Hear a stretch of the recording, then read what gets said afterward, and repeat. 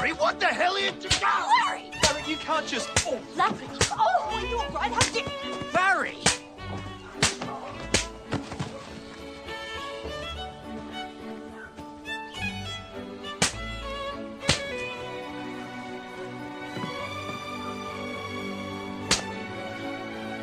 Righto, what's going on here? Oh, sir, I'm arrested. Oh!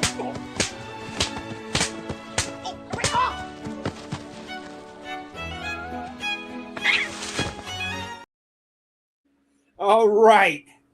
And we are live. I love that reel. I have held on to that for years. Just for when Rings of Power returns. Oh, God. Oh, just for when Rings of Power returns. That's why it's here. I have so many more fun little things I've added over the last week for lovely media assets. I love this platform.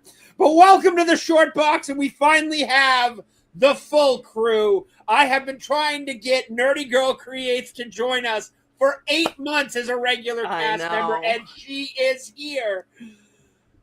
I am here. I am finally here. We have an anime expert who has more merch in her one background than I do in my whole apartment. And we got the great Gingy Wall back there. Oh God, Gingy buddy, how you doing? Unorganized. Let's put it that way. You lost the link 2-3 weeks in a row now, buddy. It's the same one you keep sending me. I don't know what's going on, but we'll figure it out. I don't know either, but I'm blaming your carrier. Oh, we just had San Diego Comic-Con, and there is so much stuff spewing out of Comic-Con. Like, I have been hawking X. Like, no, need this. Oh, wow, that proved me there. And, but it's been a way. And we will be, this is going to be a little bit longer of a stream. We are going to be doing a frame-by-frame breakdown of that horrible, god-awful Avengers film that they are trying to pass off as Marvel. Because let's face it, it's not Marvel anymore. We need to stop calling it Marvel. What is it? It's Disney. Everybody who made Marvel is either gone or dead. Exactly. So it is Disney. I don't care. Oh, Kevin Feige. I don't care. He's lost his edge. Ike Perlmutter's not there anymore to rein him in. Oh. Did we just lose I Ginger? yell a lot. No, he'll be back. He's got kiddo and newborns in the house. He's got like we're talking 3 weeks old. Okay. He's got a kid in this house, and the kid popped out as tall as he is. Oh. Got so much stuff. I have been going over, like, I use League of Comic Geeks to keep track of my weekly polls and everything, and I've been going through and adding stuff that I want. Like, the new Demon got announced. The new Demon and the new Jonah Hex got announced. And I'm like, the Demon's awesome. I actually just got a review coming out of the DC's Finest, the Kirby run, the 72. They did a DC's Finest book of it that covers 72 to 81. And it is just teamed up with Batman, Gotham, everything. Two very bad people bound together. And it is just, it's Kirby. But Jonah Hex got announced too. Okay. But no. So we got some stuff. What are we going to start with here? What do you got? So we'll start with this one. The Paramount merger was reportedly originally on hold because everybody's pissed and suing them to stop them. And unfortunately, they're still in California. They are actually thinking about moving. Like, there's been speculation that they're just going to, you can't enjoin us. We enjoined you. Okay, we're just going to take the company out of your jurisdiction so the enjoinment no longer matters. But they can't because they don't have the money.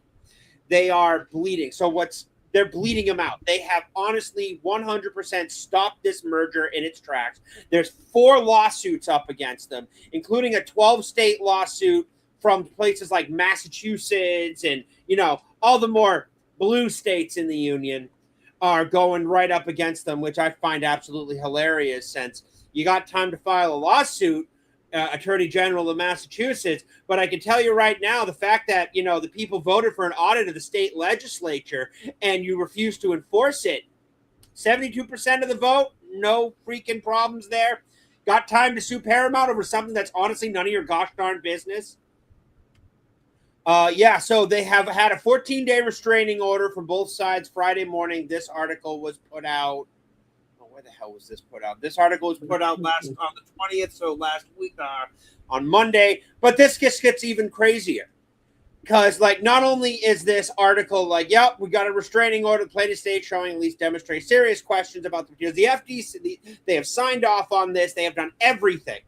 And they're still trying to stop it. Why is this such a big deal to them? Warner's has a lot of IPs, but let's face it, in 10 years, it's not going to matter because they won't be able to make up for the crap that James Gunn's putting out.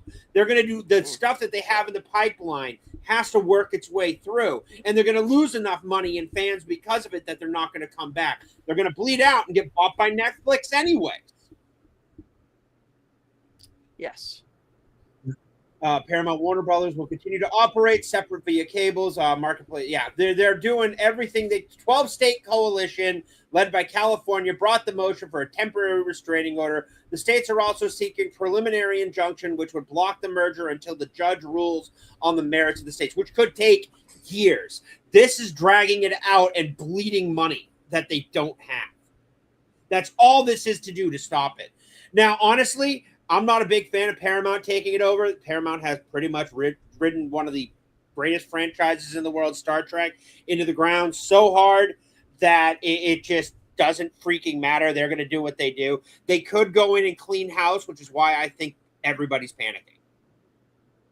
Like, happening to video games right now. They are sweeping people away. Like, like I am honestly, like, really happy that they're just kind of like, as Vera Dark says, learn to put the fries in the bag. Mm-hmm. You know, you got a degree, but 14-day restraining order could extend to 28 days. District of North Oakland, California. Yeah, this is just standard. This is just what happened Monday. But there's been developments already.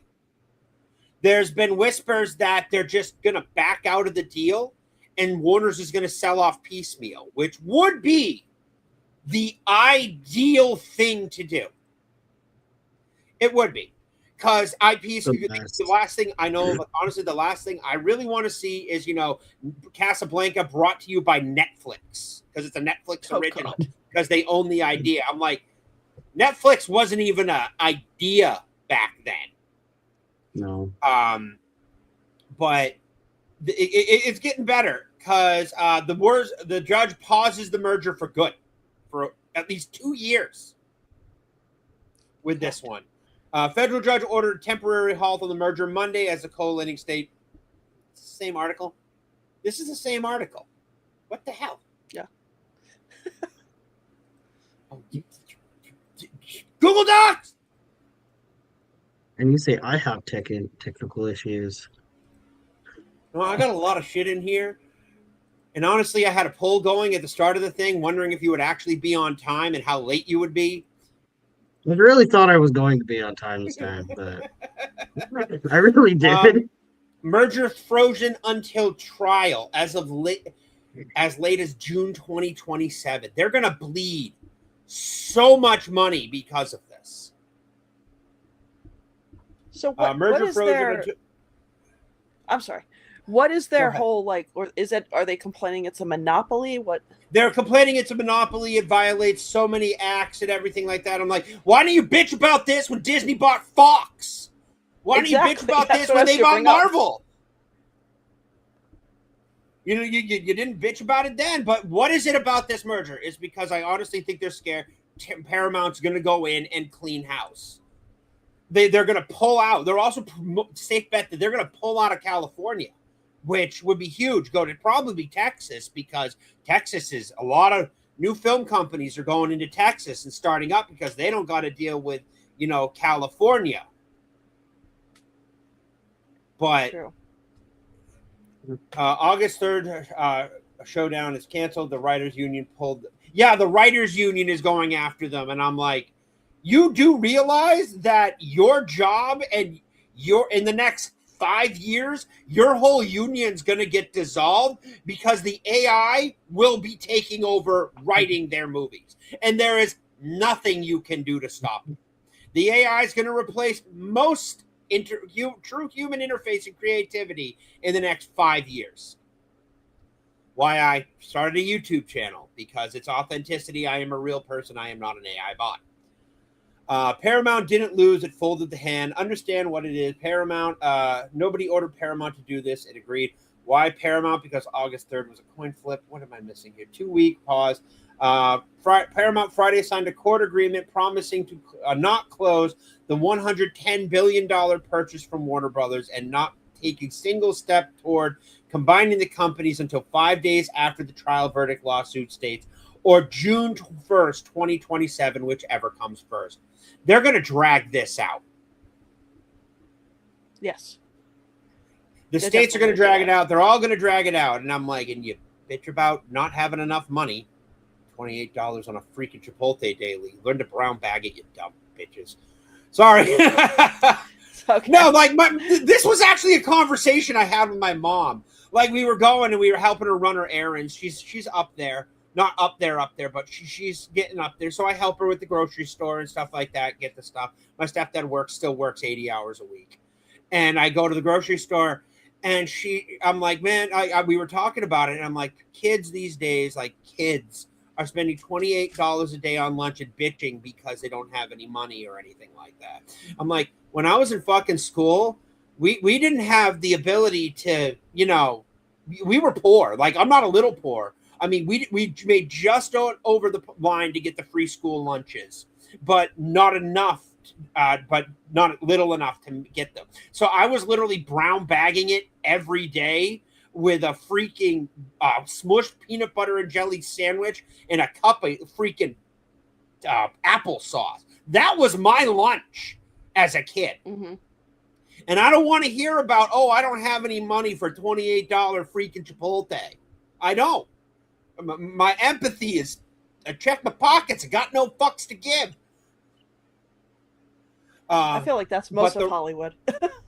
Yeah. Seriously. Paramount didn't lose. They folded their hand. They did. They didn't fight this hard enough, but they don't have the money to fight it, and they knew it. See, there's the most of what I'm hearing is like from popping up on my feed and things like that is most people think they're going to back out of the merger, even though it's signed off on, and Warner Brothers is going to have to sign off piecemeal, or Netflix is going to swoop in and sign it off. They want Netflix to buy it, not Paramount. Oh, and there's also been, of course, allegations that it's Trump's fault because he's on the kickback. He's on the take because he's friends with the Warner Brothers people. I'm like, and there's the real reason you don't want it to go through. Anything connected to Trump, they blame him. Automatically his fault. Why? Because it's an August 3rd coin flip. So either this is going to go finish up August 3rd, which is in a couple weeks, or this is going to drag out and they're going to end up bleeding. Trial date gets filed they file for trial on the 31st, and that's when the next date matters, which lawsuit trial in LA won't get there till next spring at soonest. Do you think also outside of just the Trump thing, it's also allowing certain creators to still have control if Netflix bought them? Yeah, they would want Netflix. They want Gunn to stay. They want everybody to stay, and I guarantee you, even Netflix won't keep Gunn around with the amount of money he's losing for him. But it's the IPs that Warner's hold. Honestly, the best thing to do for the IPs was to sell this company off piecemeal.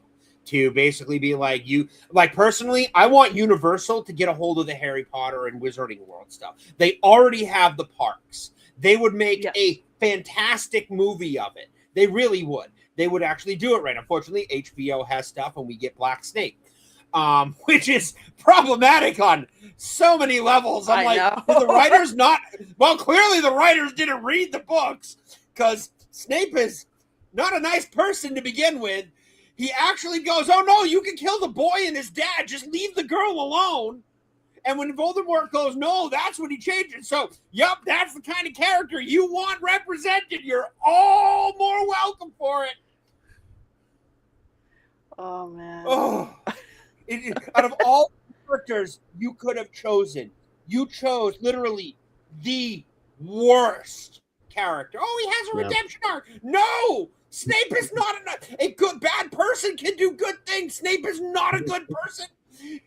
And let alone the optics for when James tortures him as a kid and why Lily rejected him and everything like that. The angles that this is coming at, and I'm like, this was supposed to be book accurate. You originally said when you were working on it, it was going to be book accurate.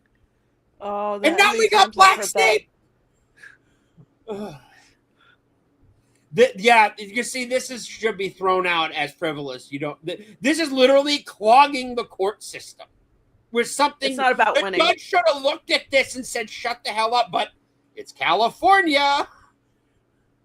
It's not about winning. It's like you said, they're just holding it in dog shit. They're just dragging it out purposely. Mm-hmm. So, starting October 1st, Paramount owes Warner Brothers shareholders roughly $650 million every quarter to delay stays open. Yeah, there's the catch. They're going to bleed Paramount money. Yep. And I can't prove it, but I think that Netflix had some quiet little birds go out and talk to people. And they're the one. What's the first rule? You accuse people of exactly what you're guilty of, exactly what you're doing. So if Trump's on the take, clearly, just holy crap. And the deal was a cliff. It will never, if it never closes this, Paramount owes Warner Brothers $7 billion breakup fee, which they can't pay, and freezes until June 22nd of the end date and days before the cliff. The entire award now is scheduled. At the end. This is James Gunn gets a stay of execution. That's not. Yeah, that doesn't matter. I'm not going to see Superman anyways. I'm just tired of him. Literally, it's the James Gunn universe. It's not DC universe. It's whatever James Gunn thinks it is.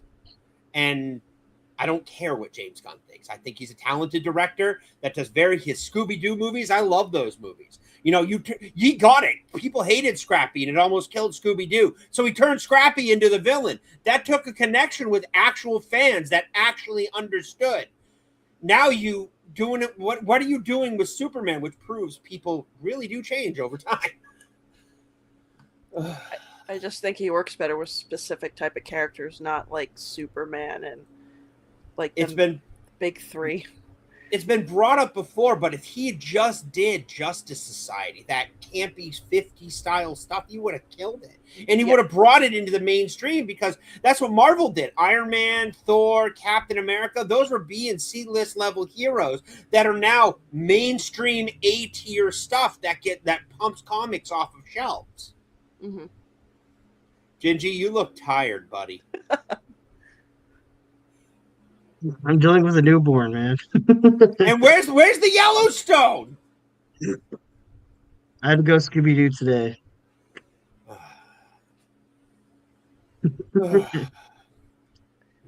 So we got, apparently they also launched the Green Lanterns trailer today.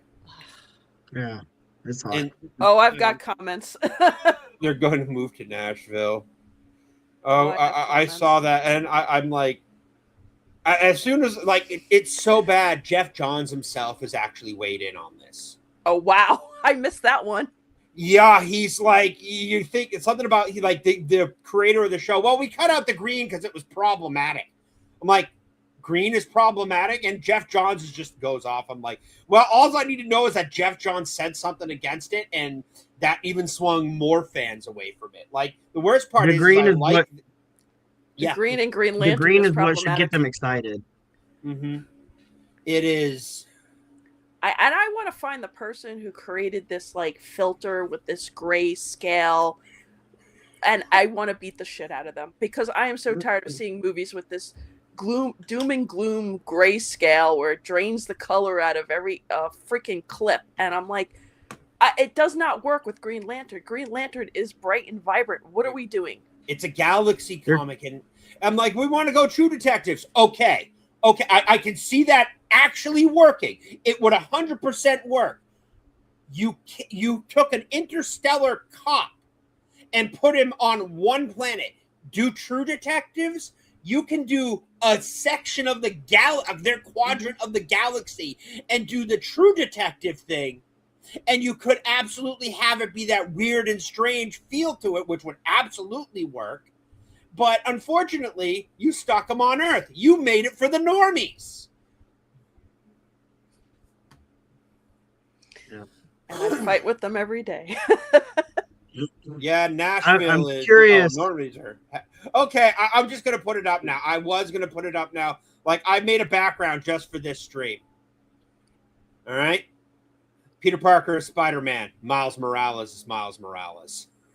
That really pisses people off on X, let me tell you. It does. If I was monetized, damn. If I don't get called racist at least once on a daily basis, I'm not doing my job. Ginger, what were you going to say? Sorry, Gingy. Well, I was gonna say, I'm curious as to which graphic novels Tom King. James Gunn walked into Barnes and Noble and just decided this is the one that Tom I'm gonna King. base off of the TV series. He's not deciding. He's letting Tom King decide. Yeah, and I suffered Okay. through that abysmal piece of shit comic. Man, Tom King barely has a English level reading thing, like a high school reading thing, and he's clearly sitting there with a thesaurus. His mom works for Warner Brothers. Oh, that's why nepotism, Oh. nepo baby. Look it up. But no, the worst part is like I thought the art in Woman of Tomorrow was spectacular. Bill Evelyn did a fantastic job. Tom King's writing feels like that kid in freaking English class that just read Shakespeare and is using a thesaurus to pad his freaking book report. He's swinging way above his pay grade. And that book didn't even know what it was. Was it sci-fi? Was it fantasy? The only thing that got me through it was the art, and I really wish Bilquist would stop working with Tom King so much, because everything I read about her is she and Tom King work great together. I'm like, find another writer to work with. Yeah. Like, I want more of your artwork. I don't want any more of Tom King. Like, when I told the girl at the comic shop, I'm like, man, I had to suffer through that. She stopped and just kind of looked at me like, you didn't like Woman of Tomorrow? Of course, I live in New England, so there's a lot of left-leaning people up here. How many people did like it, though?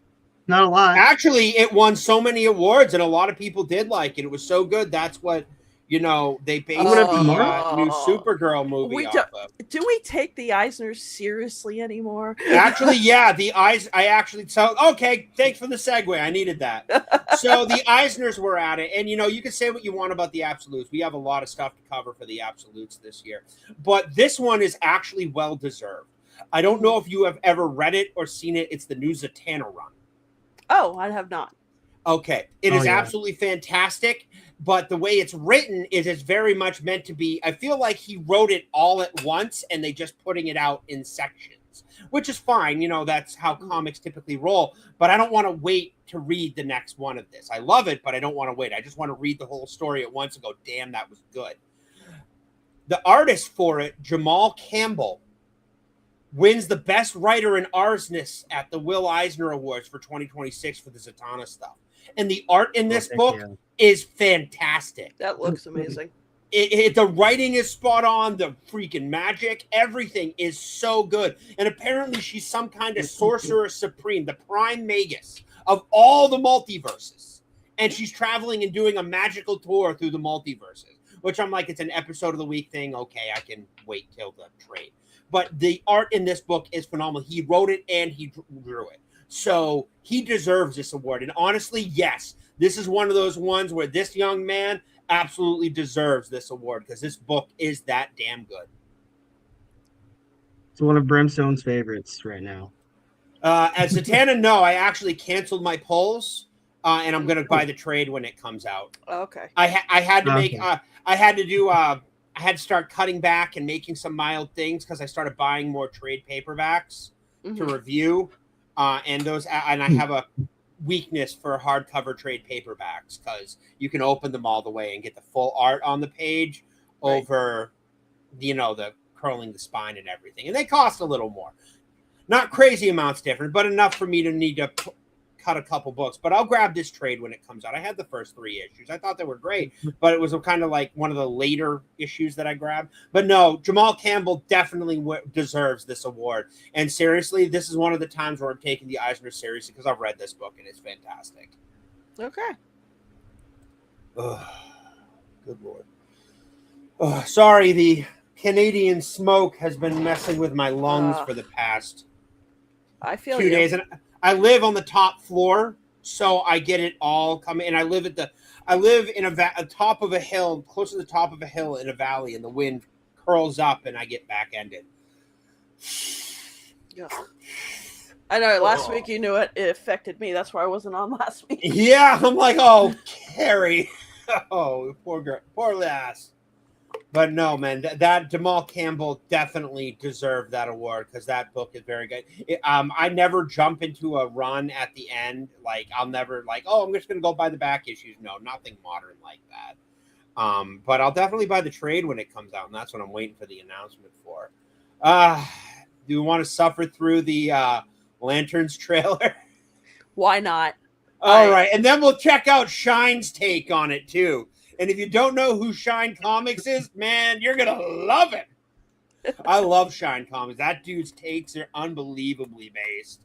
All right, so let's go through this unbelievably horrible thing and regret 3 minutes of our lives. All right, so let me pull this up here. I'm gonna turn you down first. I have comments. I'm ready. I am not a Green Lantern aficionado, but I know enough to how this stuff works, and that's not how it works. You know.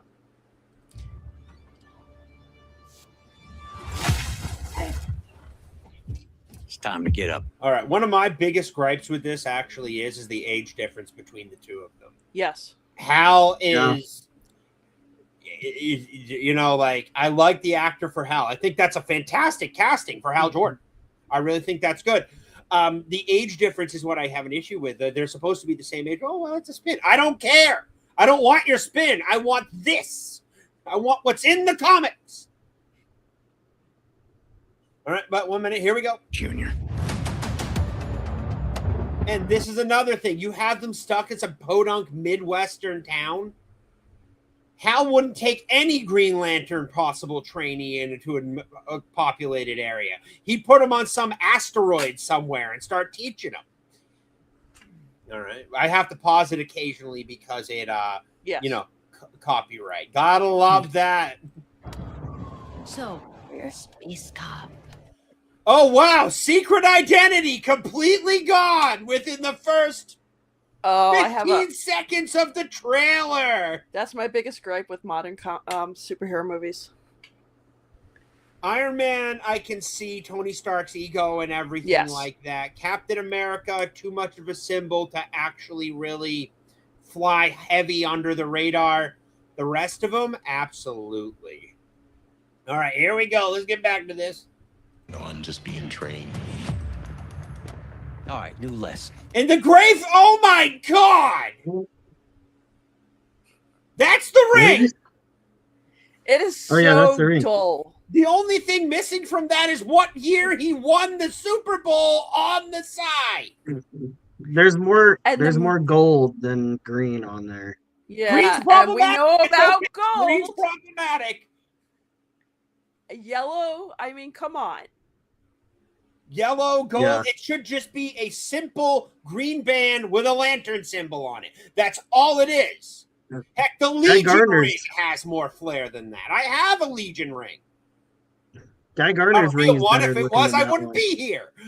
But in the comics, yellow was the weakness to the ring. Yeah. Whoa. That's why comics. This is not a comics. Well, comic. I whoa, know. This is whoa. I know. Whoa. Take the ring. You fly. Just fly. I'm sorry. Fly, please. The ring is not transferable like that. No. It picks its wielder. It picks the rings are semi-sentient. It's basically a super AI inside that ring. It's why Hal can speak 20 million languages. It speaks to him in his head and translates everything in synaptic response. For God's sakes, it is not an heirloom passed down from generation to generation like grandma's pearls. Well, you know who's behind this show, so. We just said his name earlier. I know. He doesn't care Why about do people continuity. keep poking me? I'm live. What's that? You're the backup quarterback. For now. For now, I love how they always got John looking at Hal with resentment throughout this whole damn trailer. no sense of admiration, just that standard typical punk kid you owe me. The thing is I love Jon Stewart. I believe I didn't do a lot of DC as a kid. I had the show, so Yes. I like Jon Stewart's Lantern. That does not feel like a Jon Stewart Lantern. That feels like a boot camp punk kid that needs to get his ass kicked Marine. It does. And that's the point, because they got to tear Hal down. That's what I'm guaranteeing they're going to do in this. They're going to kill him in the first episode if all the leaks are true. And I'm more inclined to believe those leaks because you start hitting people. Go ahead. Hit me. Come on. Yeah, there's the theory that they're going to turn him into come and sit? the villain, the main villain. Oh, they're going to do the whole comic that everybody always hated? Yeah. All right. I forget what it's called, but yeah. Yeah, Feralex or... No, Yeah. it's not Feralax. They're going to use... It could be. You see him getting injected with something in the beginning because it has to have a sense of realism. Got to take the fantastical out of all this stuff. I hate that, Blah, too. blah. What? Sorry, he doesn't like it when he's when I'm sitting here alone, he's fine, but if I actually am talking to people, he starts to get needy and attention-y. Isn't that right, evil little midget? Don't look at me in that tone of voice. And the music, too. Ugh. All right, we're just going to mute this. Oh, look. Yeah, because Green Lanterns are really afraid of firearms.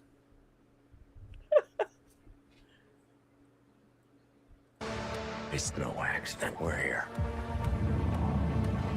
These victims are gonna end up being alien. Based on what? I have a feeling. What who is she? Who is she? These things are going to be by aliens based on what? She should be looking at them like, I need a psych hold right now. This is all a bit, you got to have it based on realism. And another point is that they all know he is Green Lantern, that if anybody should know they're aliens, it would be the Green Lanterns. Hell, can we just bring in Kilowog and solve the whole damn problem? He has a feeling. There we go. Got to tear the guy down. Just a feeling. Yep. Even though Hal Jordan is, military rank and one of the most respected test pilots in the country. And probably at this point, a senior Green Lantern. Yeah. You would think. But who the hell is this cop that just suddenly knows everything? A woman. Oh, yeah. That'll do it every time. This is a threat no one's ever seen before. Threat no one's ever seen before. Not in this universe, but luckily we have the multiverse. There's green. There's green. It's green energy. They're going to throw a little bit here and there. Yeah. Because, it's a true detective, so it really doesn't lean into that. It's more horror and mystery. What do you know about men? Wow. And worse is why wasn't the field like this far from his skin? Like the permeum membranes that they use to fly through space, not some whooshy-worry shield. Hal Jordan will die. Yeah, of course he's going to die. That doesn't. We've been calling that for the last year. They're not going to let him be the lead Green. Oh, injured Hal Jordan. Yep, got to have it in a sling, not using the ring to, prop up and brace up your arm like a Green Lantern does. He did it in the cartoons. Apparently, the cartoons are better than this. Oh, that's just actually setting the bar pretty high there. Those cartoons are some of the best adaptations of any DC stories we have gotten ever on the screen. It is true. Hear that word? Man-hunters are the most dangerous beings to ever exist in the galaxy. Okay, so they finally go off-world at some point, apparently. Or it's a space in the Midwest. Yes, Midwestern space, because, random skull in there. That doesn't look human, looks gorilla, but okay. It could take the form of any species. Okay, now here's what sucks. I know that actor. Yes. That is Ben Paul Victor. I could take the. He was in one of my favorite television shows ever made, and that's The Invisible Man from the early 90s. It's called I-Man.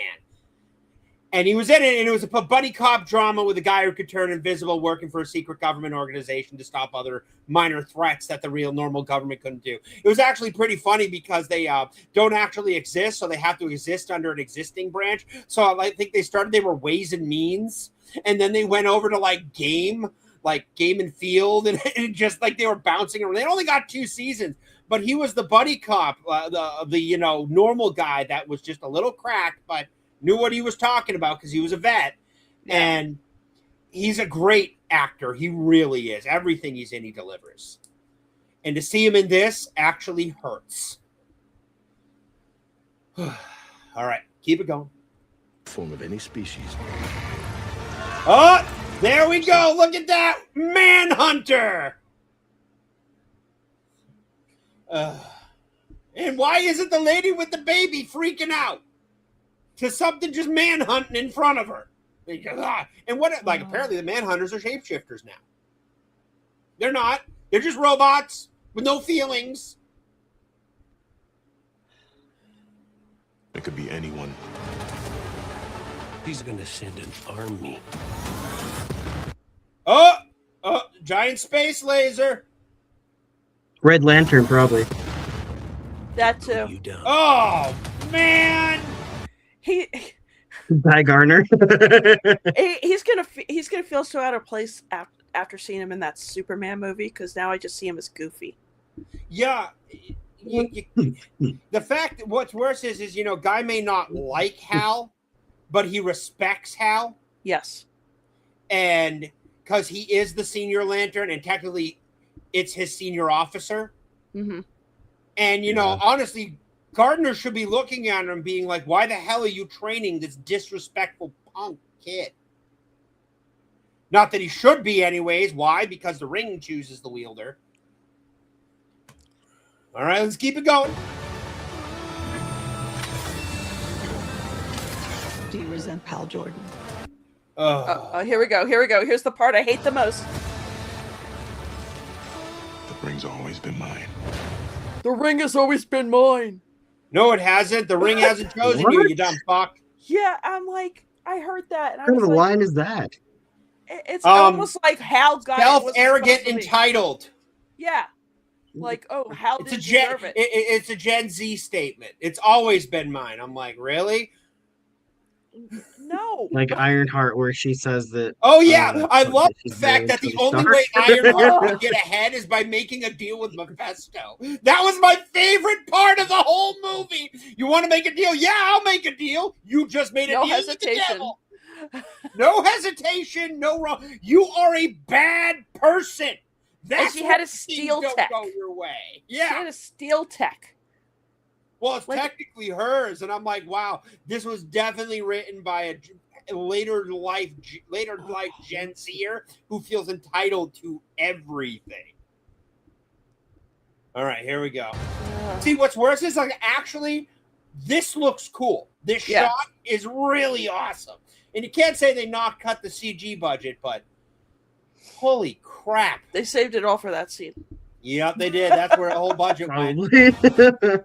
You remember watching the seasons of Smallville when they get like, oh, we haven't gotten a lot of special effects this season. That end of season's going to be great. Like when Clark ran into the tornado in the first season, or the opening season when he gets taken for the fortress and let out when he has to gather the pieces to form the key for the fortress. And he's flying through the air. I'm like, well, there goes the season's budget. I have said Smallville is still some of the best Superman stuff they have put out on TV ever, and and it's still kept to the heart. And you didn't need the suit, you didn't need the flying. You had Clark being Clark, and how Superman became Clark. Clark became Superman. Jordan's just keeping it warm. Just keeping it warm. What the hell is up with that suit? It's formed out of the ring. Yeah, it needs I know, to be a formed out of the ring kind of suit. And it's also really gray. and dull. Again, that color filter BS I'm so sick of. We got to dilute color. This hurts. And then This he hangs really- it up in his closet. Yeah, he hangs it up in his closet and like, take this to dry clean. Like, I'm surprised he doesn't actually go to Stewart. Take this to the dry cleaner. Wait, it gets worse. That's just, what's worse is he's Hal Jordan. He's an older Hal Jordan, and they should have used Rayner. Like, Rayner should have gotten the ring, been really confused, and this guy shows up telling him what the hell. They could even do it with an older version of Jon Stewart and do the older thing. And that would have worked fantastically because he could have been on some battlefield somewhere. And then, you get the True Detective and Hal stumbles into something that he needs help on, and the only one he's got is the junior G-man over here, and he could have done absolutely fantastic doing that. Hal dies at the end of the series, and the ring flies off, and as the ring flies off, you see a guy sketching on his table and everything like that, and he looks up, and all of a sudden this ring is green glow, and ring is floating in front of him and segue into Kyle Rayner. It's not brain surgery! And also, when I saw a full shot of the suit, it's so baggy. What is it with Gunn and baggy freaking costumes? Because he doesn't want the fantastical.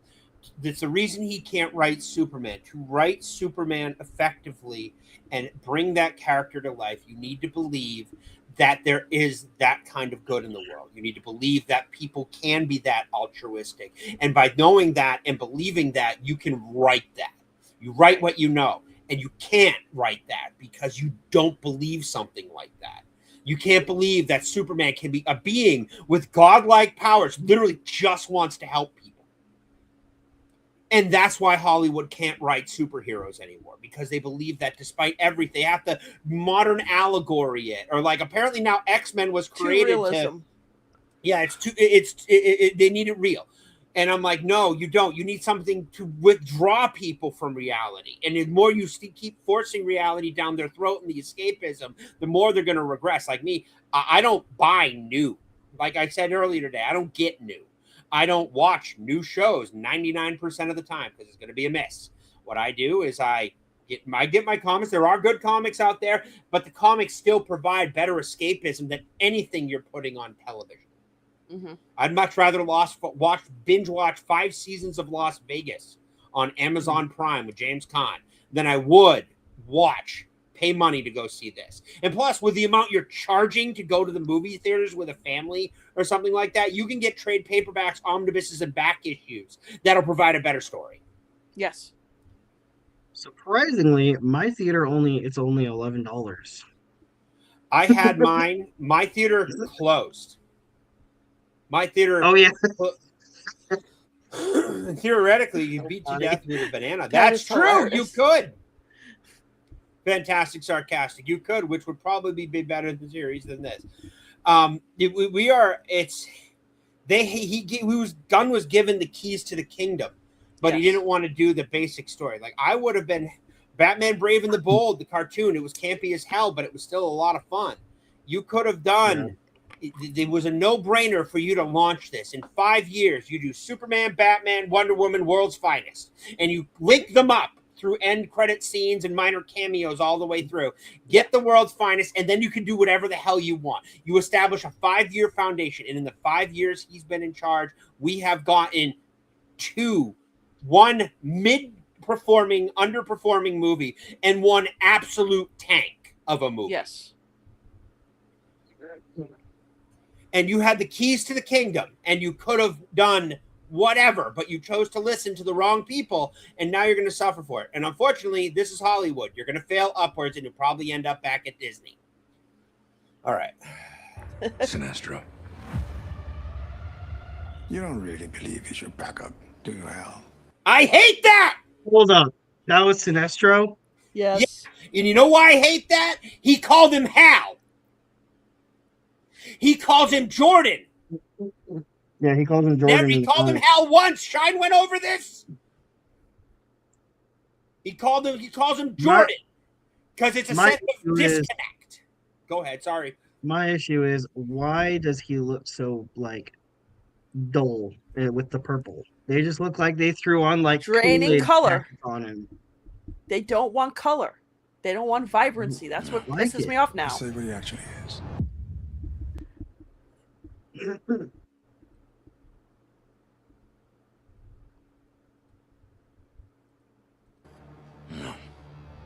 Come on. Where the hell is it? Why did they take away the 10-second rewind button? I don't know. God damn. Look at. I The can't actor believe looks great, but the color bugs me. He's Because not it's- purple enough. because they don't want vibrancy. True Detective had that layer of gray over it, and that's what they wanted. True Detectives with Green Lanterns, and that's what they're literally copying every aspect of the formula. God, they're gonna make me apologize to Ryan Reynolds. No, I still wouldn't apologize to Ryan Reynolds. But at Don't least get me wrong. Green Lantern had some actually really cool spots and some really great scenes.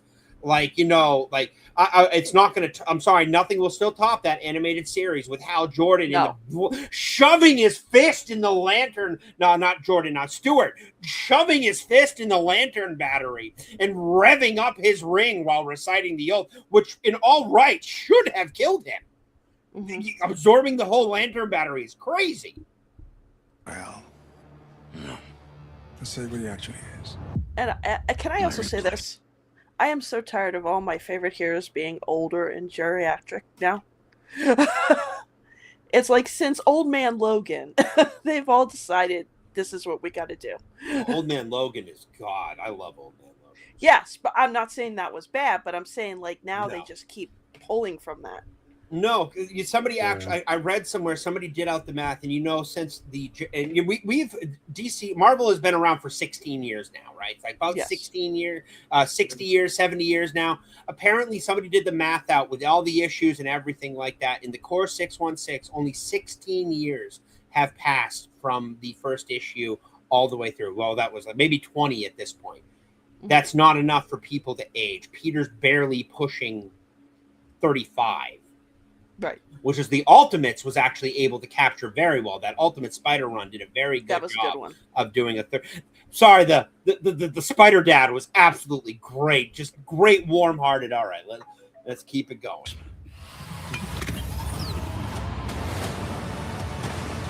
Flying is a cool house, dude. Brightest day. See, you don't have a right to recite the oath. In blackest night. No evil shall escape my sight. Let those who worship evil's might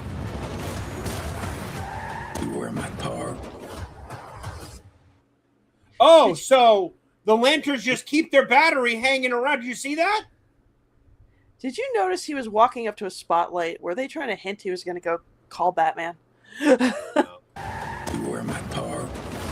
And I give you a lantern not hiding his lantern battery.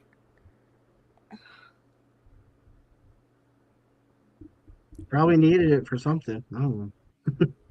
Well, there it is, right there. See, yeah, right there. You got the lantern not hiding his lantern battery in an extra dimensional pocket.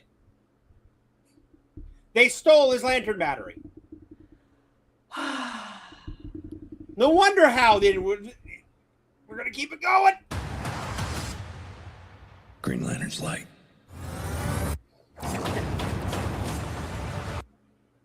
Barely any Green Lantern lantern. There we go. Laser ring, not a construct or a wall or a finger. Just a Nothing cool. God, this hurts. They got to use the phaser laser type thing. For the lantern. A lot of beer. Hal would not Oh, waste brother. freaking energy on a goddamn bottle opener. He would carry one. Hal would have a church key in his pocket. Well, you know what I always say. I'm not gonna judge it till I watch it. Life is too short to watch this crap. That's what I was about to say. I'm not wasting my money. That's basically You're this still is a watching Supergirl. series. That's what's worse than this. This is a series. They expect you to sub to HBO Max. Get this. And I get it. You're not going to knock it till you try it. But trailers are designed to make you want to go see it. I don't like being one of those people that judge it by its cover. But I'm pretty sure I'm not going to like it. So I did like Superman. Listen, I didn't think I was going to like it. This is always my argument. My argument is, if you're marketing to me, you got to sell me on it. And if I'm looking at your marketing and it sucks, I'm not going to pay for it. Because there's been much too much crap. That's where it is for me. It's like it's not my job to just. I'm not a consumer. I'm a customer. It's not my job to just consume whatever slop you tell me to. It's my job to. Your job is to sell it to me. This did not sell it. This seems like such a disconnect from anything in the comics. You basically took the names and rewrote everything you wanted to. And I fell for that once with the Dresden Files series. I'm not making that mistake again. Before 2020. Are you going to go see Doomsday then? I'm not going to see Doomsday. I'm not going to see Doomsday. We'll get into that later. No. We'll get into that later. All right. We're gonna do what we did for that. We're gonna dissect it even more because my gosh. All right. So Shine gave his thoughts, and I actually really like Shine's opinion on things. Shine is an unbelievable. Shine Comics is an okay. And Shine is an absolutely fantastic YouTuber, very based. He is also a massively nerdy black comic book fan that actually like rips into everybody else, doesn't care, love his shit. Absolutely will make you laugh, but he is far more knowledgeable than I am on things. Okay. So let's hear what Shine has to say. Especially DC. New Lanterns trailer got wrong about the source material, and spoiler alert, it's a lot. First, we get our first real look at Sinestro in the series, but he refers to Hal Jordan as Hal, when in the comics, Sinestro always referred to him as Jordan. Sinestro always used his last name only to kind of divorce the emotion. He only ever referred to Hal Jordan as Hal one time, in a moment where he basically told Hal that they will always be friends. And the reason that scene resonated was because he never used his first name before. Now a comic nerd that just wants to see their stuff on the big screen. Exactly. So here's the next big thing that I didn't realize after I watched the trailer. We also find out that one of the Guardians of the Universe will be played by Laura Linney. We see. What? Yep. No. She's a guardian of Oa. Her talking to Jon Stewart, and she is a regular human being who's supposed to be a guardian. This makes no sense. You do not see this in the comics. Now, it is true that the Guardians have the capability to transform into a human being. We saw this in Green Lantern and Green Arrow, where we see one of the Guardians basically become a human being to know the struggles of humans. But this is not a common occurrence whatsoever. It was pretty much a one-time thing. And speaking of shapeshifting, we also see the Manhunters in this series, and they're portrayed as these like shapeshifters. But in the comics, for a majority of their history, the Manhunters were always just robots created by the Guardians with no emotion. They were supposed to be the original Green Lanterns, but then they malfunctioned, they went crazy, and that's how they became villains. Let's talk about. And it's just short. So, but Shine comic knowledge puts anything I have to shame. Like seriously, I love it, but I'm about 25 years out of date. I have a lot of reading to do and not enough money to catch up on it. So that's why I read stuff like this, is from real fans, from not normie fans, but actual fans who like this stuff and just go, well, I read comics. No, dude, you read Invincible and say you read comics, because that's what Invincible is designed to do. But Shine has some absolutely fantastic things. If you haven't subbed to Shine Comics yet, definitely worth your time. He puts out some absolutely hilarious freaking takes. It's great. Good lords. Sorry, rants and raves take a lot out of me. My ex called me the American As from Heel versus Babyface. Hey, you know I rant, so. Yeah, I like your rants. I'm like, I like her. Although the real enemy for you is platformers. Ugh, yeah. Yeah. So I do have a full picture of the lantern ring. It from San Diego Comic Con. Oh, I am so scared. Go ahead.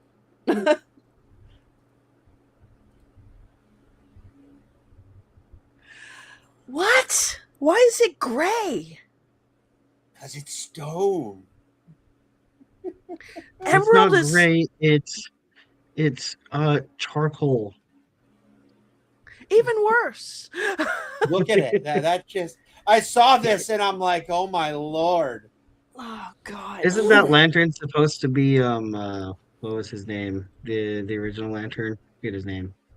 Alan Sir. Alan Scott or Alan Scott? Alan Scott, Yeah, yeah. I'm pretty sure that's supposed to be his. That actually and is now a we're good passing Alan it Scott down. lantern. now we're But passing that's it down. not a guardian. Alan Scott's band does not connect to the battery on Oa. No, It's its own no. individual thing. So they looked similar because Alan was in what, the 50s and 60s and stuff like that. Yeah. So they still had the basic lantern. They were still using lanterns back then. But I saw that and I'm just like, that is hideous It is. and noticeable. It should be all green. You would think green, but just the more this is just painful. They're trying to make it look fancy, but it's just not working. No, that looks like a Super Bowl ring. It really does. And then you put It the does. gold in it. What do you? not even Super Bowl winners wear the Super Bowl rings. They're display pieces. Yeah, All right. I'm laughing. So, what else do we got here today? We're into I'm la- some. Go ahead. I'm laughing. I see comments in there that are talking about Hall H. What I was talking to you about.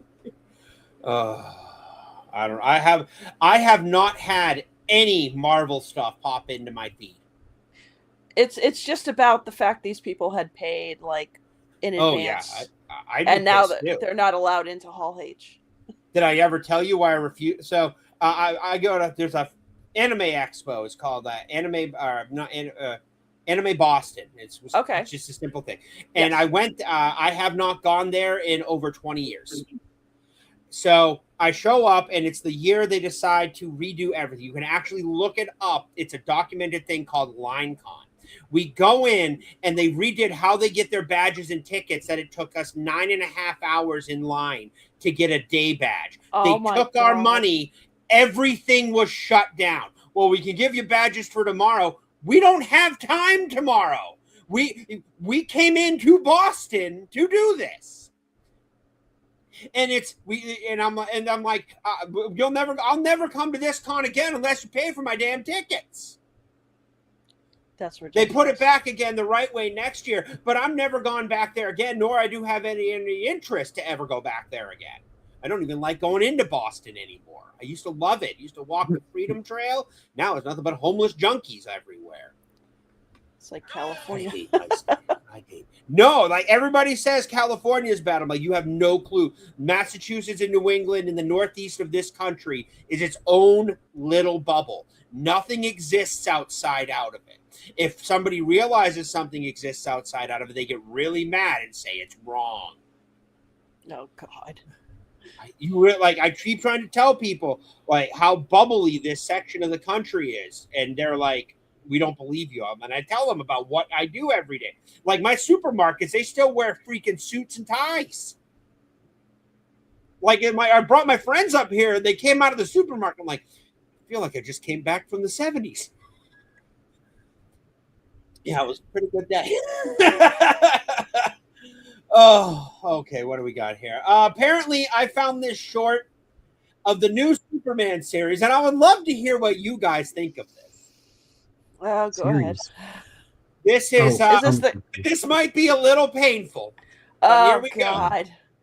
Superman's father reveals a shocking secret. Why did you save me after I stopped you from invading Earth? And why did you send me here in the first place? Why did you leave me here alone? In life, I was Jor-El, your father. In life? I am a ghost. It's what I tried to explain to you when you first unlocked the ship. And then followed me and refused to speak to me for over a decade. Justifiable. You Krypton get that? was about to be destroyed. Kryptonian Empire had conquered and Kryptonian spread across the stars Empire! like a disease until we found an enemy we could not defeat. Our empire was falling to a war of its own making, and it was clear no one would survive. Your mother and I sent you away to save your life. I saw that Kryptonian ship coming through to invade Earth. The ship you saw was a dead remnant, an unmanned ghost ship running on autopilot. The Kryptonians aren't coming back? The Kryptonians are dead. You are the last of us. Kal-El, you and your cousin. I'm not alone. You and Kara were both sent away in the last moments before Krypton fell. You are the only two Kryptonians in existence. Why did you...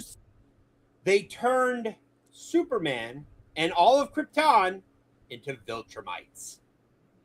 I keep saying that every time I see clips online, that this is like freaking like they steal from Dragon Ball. They steal, like, yes, somebody's going to argue Dragon Ball took a lot from Superman, interest in sticking but to source material. Yeah, no, they want it to be an anime. I tried that series for 5 minutes. As soon as I Couldn't do it. would Better have than checked me. out as soon as I heard Kryptonian Empire. Kryptonians used to roam the stars, and they all eventually came back home because they're like, this is where home is. This is where we're meant to be. There's no other place like it in the galaxy. And their own over thousands of years, their own hubris grew, and their hubris is what led them, not a conquering race. No. Kryptonians were the most advanced civilization in the universe. Every time I see clips of the show, I just get more and more aggravated. I got so like the Sailor Moon transformation always kills me. Oh, yeah, I saw that and I'm like, what the hell? What are we doing? Fighting evil. I was in the Toonami phase. I went through the Toonami thing. I liked anime, but as soon as about 2008, everybody started catching on to how good it was and how awesome it was. And I'm like, well, this has gone mainstream. I need to find a new hobby. Yep. Because as soon as anything goes mainstream, everybody starts talking about it. And I'm like, man, you all used to give me dirty looks for just bringing it up. And now you're like, I'm a big anime fan. Like, I want to cup you upside the back of the head and call you a dumbass. Though I have to give the Japanese credit, because every time you get one of these crazy wackos who are going, well, they need to have representation in anime. Yes! Japan just simply goes, no. No. And then you have the blue hair. Did you see the blue haired black, the blue black haired kid who got oh my God, I haven't downloaded. I almost peed myself laughing. Tyrone Nagus was laughing so hard in it, I didn't think he was going to be able to finish the video. I almost peed myself laughing watching that. I'm just like, every time I see a clip of the show, it's like, okay, that they took that from Dragon Ball Z. Okay, yeah, like I'm waiting for. Well, they had Bizarro, who kind of pretty much was like something straight out of like Dragon Ball, and I'm like, can we stop trying to make Western comic characters anime characters? It's not the same thing. Technically, Dragon Ball Yes, did I know. piggyback off of Superman too, but it doesn't really work when it. Yeah. But they took a lot more from Goku the off Chinese the, myth about Sun the Monkey Wukong. King.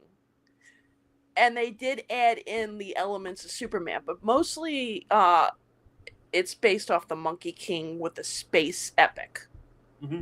And honestly, I'm going to say it right now. I think DBZ is cool. I think it gets far more hype for the attention that it deserves. It is. Don't get me wrong. I think it's a great. I love the Saiyan saga. I like the Frieza saga. It should have ended at the Frieza saga. Yes, and it should have gone off into the sunset with the great question of not knowing what happened. Goku literally saves the universe and his friends and his family, dying what Goku does best. Because you know. But now it has gone so far, so long. I just can't care anymore. There will never be a moment that I will not remember and love the Super Saiyan transformation when Krillin, help me, boom! And Goku's just like, we're done playing.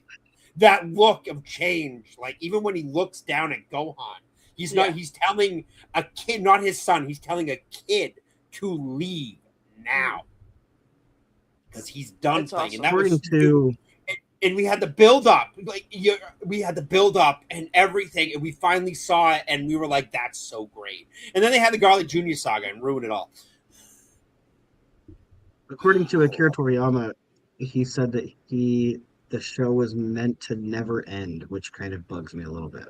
Well, and he's not even writing a lot of it anymore. Like a lot of it's like other people. I mean, Akira he passed Toriyama away, died. so.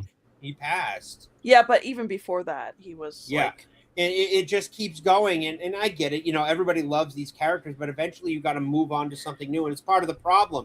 All these IPs are dragging out. They're not, and worse is they have these great, fantastic universes that you can tell so many different stories in.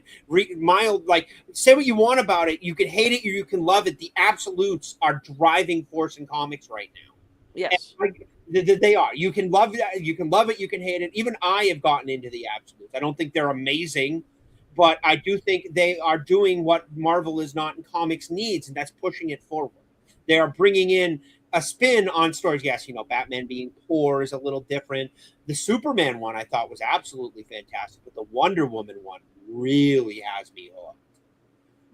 I was frankly quite shocked at that. So apparently the premise of it is the gods are angry at the Amazonians, so they take Diana and place her with Cersei, the sorceress.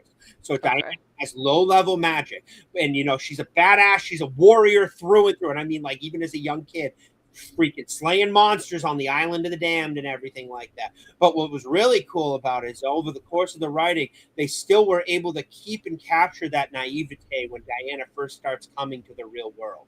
They still hold on to that. And she's fighting big monsters, and you get a little bit of berserk in it. She's got a giant sword forged by Artemis, and just that little image. Berserk and stuff. And you wouldn't think it would be that cool, or like, oh, it's just cool. Like to get Steve Trevor back to the real world, he'd be trapped there. She cut off her own arm to do it, and sacrificed her own arm. Her arm right now with the tattoos is actually one she can actually rip off and use again and regrow it with Cersei's magic that she taught her. And I'm like, it's a darker tone, but the whole absolute is darker. But of all of them, this one still holds true. Feels like it resonates with like that heroic Wonder Woman. Like I don't know anybody in this city except for this guy over here. He's kind of cute, so I'm going to protect all of you, and you're going to figure out things how they go. It does a really good. You wouldn't think that it was, and I got other ones pre-order. Catwoman has no right to be good as it is because basically they gave all of Catwoman Batman tech. So now she's a super thief with Batman tech. Okay. And it's just all these crazy things. And the Green Arrow is the best one. Oh, it's not even, we don't know who it is. It's a slasher book. Oh. That Oliver Queen is dead. We don't know who the Green Arrow, we don't know who killed him. We don't know who the Longbow Killer is. And it's told through Diana Lance's view as she's an ex-cop and former MMA fighter trying to do stuff. And I'm like, that actually works. And she's protecting the people that the Green Lantern he's going after, and he keeps getting them. And like his bow, and like he's got the bow, but it also breaks apart into two slashes, decapitating people. He's just laying waste. We have no clue who the Longbow Killer is. Huh. Interesting. It's got a great mystery behind it. I hope they don't reveal it soon. It got locked in for 12 issues. It's selling so well. And they just introduced Solomon Grundy. Who's writing it? I think it's Pornsack. Yes, actual name. Did they reveal who the Lantern was? Or the Green Arrow Killer is? No. Who is writing it? Writer is Pornsack Pichetto, and artist is Raphael Albuquerque. That's how I pronounce his name. Interesting. I'm really going to get bummed out if it's somebody I don't like. Yeah. They have really to land. Want it to be Oliver Queen. I really want it to be Oliver Queen. Well, I'm hoping it's something a little more complicated than just Oliver Queen from the Lazarus Pit, but I won't blame them. My worry is that luckily it's only 12 issues, and I hope they don't write themselves into a corner, because that tends to happen. You have a great concept and build up, but you write yourself into such a bad way But yeah, no, that's the next issue right there. That's issue 4. These are absolutely on my pre-order hardcover list for my shelf because these are going to get reread. But no, they definitely that's the new Solomon Grundy. And they got some. Let me tell you, they got some banger covers for this. Like some of the variant covers just look amazing. Wow! Like the artwork has been phenomenal. Kind of reminds me of Taskmaster. That like you get a little bit, you do get a Taskmaster feel off him, but the whole thing, like all you see is the bottom of his face, which is a mask of some kind, and 2 eyes. That's all you see. They have not actually done a full reveal of who is underneath it yet, and I'm hoping they hold off till later issues. But that actually leads us into a lovely segue. DC tends to be doing a lot of things right these days. And I don't mean a little bit, I mean a lot of things. They're listening to fans, responding to what's selling, like so much so that the DC Next Level books, like Firestorm, great book, got a 3-issue extension because it was selling so well. Like they're like, oh, look, it's selling. Give me a few more issues. What's up, bud? Well, I was going to say, they're listening so much so that they even released the Static and Vixen runs. Yeah, I actually white movement. Yeah, honestly, there's no reason they shouldn't have Static. We should have got it's a license. The only issue with Static is it's a massive licensing cluster. It's all licensing. But this is absolutely fantastic. DC $1 deal to absolute Batman readers to try other Batman comics. They are putting simple Batman comic books for $1 on the shelves. Just simple start here number ones. Mm-hmm. Now, I haven't read that's Court of Owls. I really want to get the trade paperback for Court of Owls. Oh, you need to get that one. Go. Yes, that one you definitely have to get. Okay, I have tried to find. I have tried to find Court of Owls and City of Owls, and I can't find City of Owls trade paperback. I can only find Court of Owls, and I want to get the two because I know they're linked, and I don't want to be left in the lurch. I have not read this Batman one, although I will say I do like the art on the cover. I've heard amazing things about Dark Patterns. It is on. Okay, Compact Comics don't count. All right. I know they're little and you're little, so they're perfectly okay for you. But I can't read Compact Comics. The text good to travel with. Dark Patterns is on my list of comics to get for Batman. I'm not a big Batman reader, but I've been told that this is a must-read. But this is the one that really got me what they put on there. They put on White Knight, which Gingy still hasn't read. I'm almost there. And this makes me unbelievably happy. Brandon WH, thank you for that sub. I do appreciate it. Batman the White Knight. Now, this is a Murphyverse series, Sean Murphy. And what's funny about this is a Batman in name only. It is more of a Joker book. Lightning coming in. And it's great because Sean Murphy did interviews and he actually sat down with Frank Miller and Frank Miller's like, who'd you base your Joker off? Who did you base your Joker off of? And he went, well, I based him off of Don Draper from Mad Men. And now knowing that, and after reading this book, absolutely, this is a Batman book, but it's more Joker than Batman. And if you go in knowing that, you're going to get a hell of a lot more out of this book. I actually wanted John Hamm to play Batman before Ben Affleck got cast. I want John Hamm to play Dr. Doom. Oh, right. Well, he's John Hamm's like almost over 6 feet tall, and he's got that cold, infuriating voice that he could do. He could also probably pull off Mr. Freeze, but I would much rather see him as Dr. Doom. And he's got the salt and pepper now too. Yeah. So he would get that older Doom. I love John Hamm, one of my favorite low-key actors that doesn't get nearly as much recognition as he deserves. But the fact that, these are at checkout. $1 for a book. Check out the new Batman run. If you like it, buy the other ones.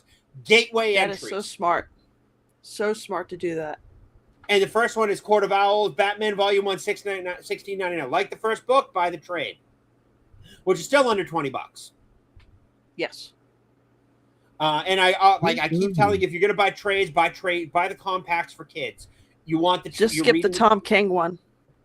Yeah, I'm gonna skip that. What's worse is I actually really like that art. I like that Jim Gordon. Yeah. Everything. The art looks great. The writing just is. I don't like that writing. He's Also, we can thank Tom King for killing off Alfred.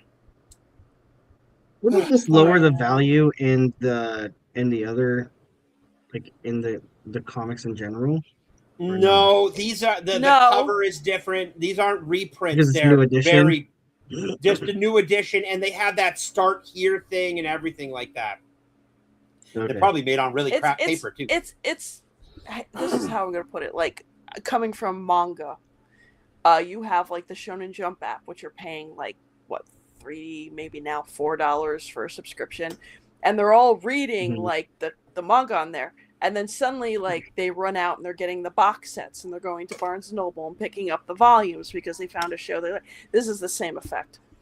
The manga has taken over the manga section has absolutely taken over my sci-fi fantasy section at Barnes & Noble. Really not happy. Yes, about it has. There's a small section for trade paperbacks, but there is almost no sci-fi fantasy on the shelves anymore.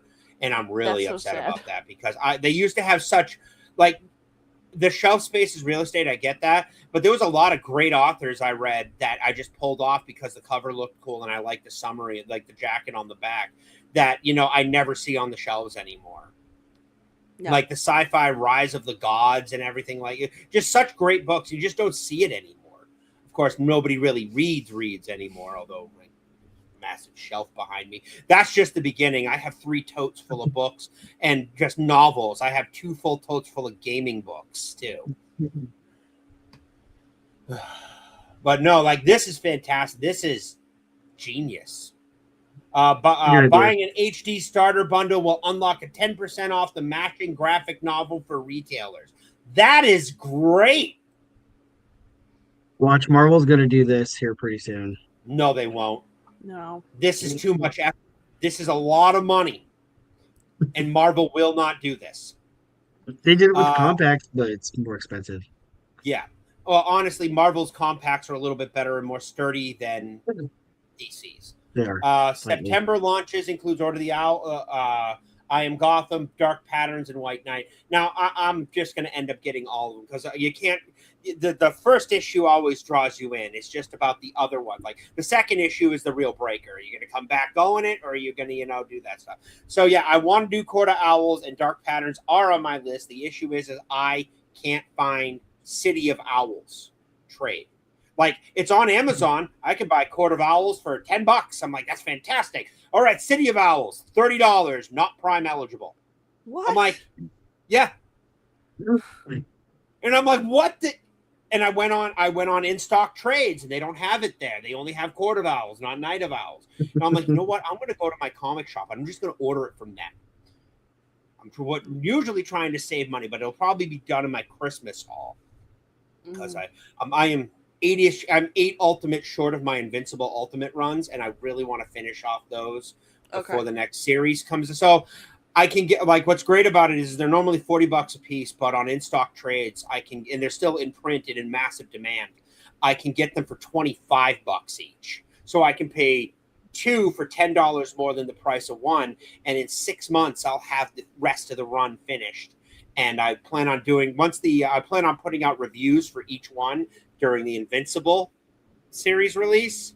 So get into that lovely algorithm and hopefully get people reading comics, getting to read the source material. Because, man, I love Invincible. I do not like how they're handling the series, but that's a whole separate can. But yeah, no. Dollar books. If any of these look appealing to you, please check them out. Seriously, these are fantastic. Court of Owls is Scott Snyder, and he's doing absolute Batman. You cannot go wrong with this book, and I have heard nothing but amazing things about this book. Very good book.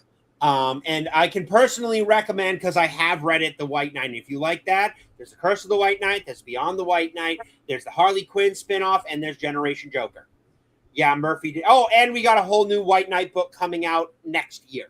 Murphy is doing it, and Superman is finally making his appearance, and I am pumped because of that last page in the Beyond the White Knight.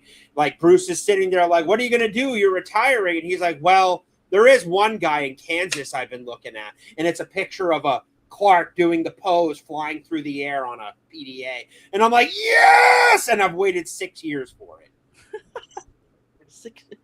I met Sean Murphy at Comic-Con, and I asked him, please tell me you have White Knight coming soon, the next one, Superman. And he's like, yeah, I chatted with him. He's actually from, he's from a town like 30 minutes from me. Like, oh, really? Yeah, and I'm like, I had to come all the way down to Florida to meet you. I never see you at any New England con on the roster. It's like, yeah, I know. They always add me right at the end so nobody shows up on like a last-minute add-on. I'm like, I suggest you for every con I go to. I'm like, bring him in. Yeah. He's done some fantastic books, and he's such a talented writer. They still got a target great on artist. What? Do they still have a target on him? Because I remember a few years back they were trying to he's claim like, things. Yeah, I don't know. I try not to pay attention most of the time to that stuff because I actually really like his work. Yeah. Okay, Gingy, it's that time of stream again. You are friends with Rob Liefeld on Twitter or X. Has he or not Twitter?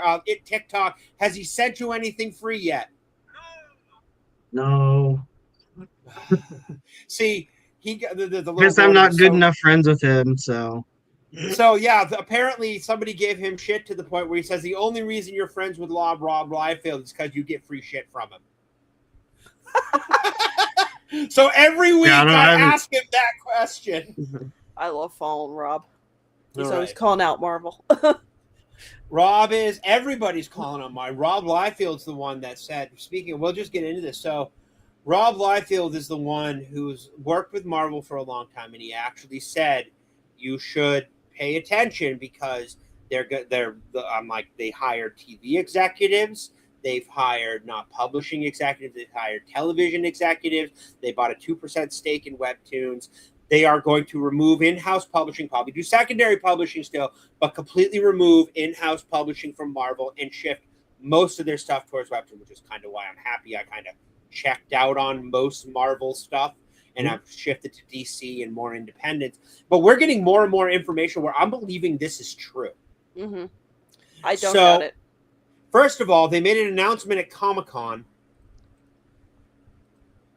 at the stage that Webtoons and Marvel, Deadpool, Tony's Girl, and X-Men Korea.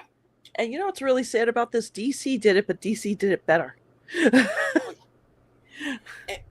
And, you know, I pulled this off of Reddit because believe it or not, the comic book Reddit is actually not that bad. You would think, you know, Reddit being the, you know, Moss Eisley, wretched hive of scum and villainy in the entirety of the internet. But for some reason, the comic ones are just literally mostly people who want to collect and read whatever comics they want. And that's great. That's what you want. You want the medium to continue. This is the death of the medium. Because they need to make money. They've lost money, and they think Webtoons is going to make all that money back for them. They got a 2% stake in Webtoons. Okay? You know, business is business. You know, Webtoons is a next big thing. TikTok, doom scroll morons will definitely, you know, be doing their thing about it. But everybody, my friend, like I told the girl at the comic shop, I'm like, this is something you need to watch and pay attention to because it's going to happen fast, and you're not going to get any warning. That come by, okay, it's TV executives in charge, moving out to California, 2% stake in Webtoons. You know, this is actually going to happen. Yes. But the worst part is we're trying to tell you what's going to happen. The worst part is there is nothing you can do to stop this. Right now, if you see it coming, what you do is you buy your omnibuses and you buy your back issues because as soon as they stop in-house publishing, the back issues are going to fly. The prices are going to skyrocket so hard. And that's just for Marvel Comics. DC's actually the only one keeping the medium alive right. Well, you know, indie comics still do the Rippaverse, you know, stuff like the Rippaverse, Image, you know, like they has a lot of smaller publishers. But one of the big two going away is industry breaking because it doesn't just affect the purchasers, it affects the shops. Shops will close down because of this. Yeah, this is them, instead of trying to improve in-house writing with the right people, with the right types of books, now we're going to shift to Webtoons. Yeah, so the stupid people and normies will absorb and consume which is exactly what this is designed to do. Mhm. This removes critical thinking from your purchases, and you just have to purchase everything in a sub. But this is what I've been saying. This is Disney going, we want everything before 2007 gone. And this is the first step. Yeah. Yep. Buddy, are you okay, man? If you need to go, buddy. Like, seriously, you look No, tired. I'm fine. You okay, man? Are you sure? I think he's trying to absorb I'm what's listening happening to the here. man. I'm listening to the man that's on the screen. No, but this is the beginning of what's happening. Yeah. And look at these titles. Out of all of them, the only one that's probably going to be anything possibly interesting is the Deadpool. Because Deadpool could work as a webtoon. It worked as a manga. Yeah. I've never heard of X-Men Korea, and Tony's Girl has me really worried. There is a group that they did create in the comics called Tiger Division, which was made up of different Korean superheroes. I have no idea what this X-Men Korea is. I have no clue either. But yeah, focusing on more digital and streaming outsourced entertainment. Yes, this is just the beginning. They're going Sony. They're going Sony, and they're starting now. They soft launched it today. They soft launched it over San Diego Comic-Con. Now, this gets even worse because one of the biggest issues in comics is on its way. And apparently, 400,000 orders aren't good enough for Spider-Man 1000. Amazing Spider-Man 1000 has only had 400,000 orders. Marvel editor Nick Lowe warns that it could sell out fast. Apparently, this is not enough. 1000 is a 104-page, $10 book arriving in September. The major stakes for Peter Parker, and remember, Peter Parker is Spider-Man, and Miles Morales is Miles Morales. And Joe Kelly, even I have an issue with this pre-order. I'm probably not going to read it because I hate anything Spider-Man post brand new day or one more day. But it'll go get bagged, boarded, and put in a thing because this is the 1000th. I ordered the J. Campbell cover because I love his art. Yeah. Joe Kelly and Larry lead an Amazing Spider, introducing Ravage, returning Spider, and he says it's not enough.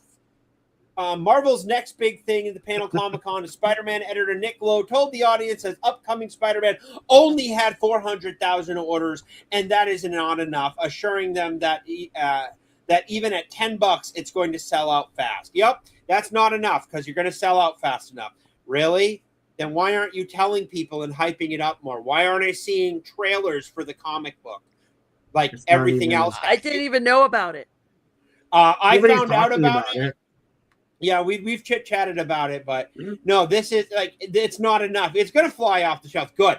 Keep it at 400,000. I want my copy to go up in price. Actually, this might be one of those I send out for grading. I'm not even going to take, I'll bring a bag and a board and a top loader. I'll load it up and I'll go down and drive to the next comic shop and put it out for grading. Because seriously, 400,000 orders on Spider-Man 1000. What's worse is this is really sad.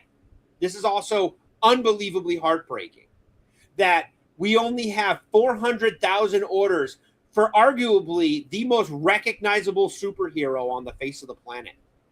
For comic books. Especially with the movie coming out. And with the movie coming out and everything. People have checked out of Marvel. I've checked out of Marvel. I checked out of the Punisher run. I'm just like, I just can't do it anymore. Like, it's not bad, but it's not great. I expect Marvel used to have higher tiers. It used to stand for quality. And now they got rid of those people.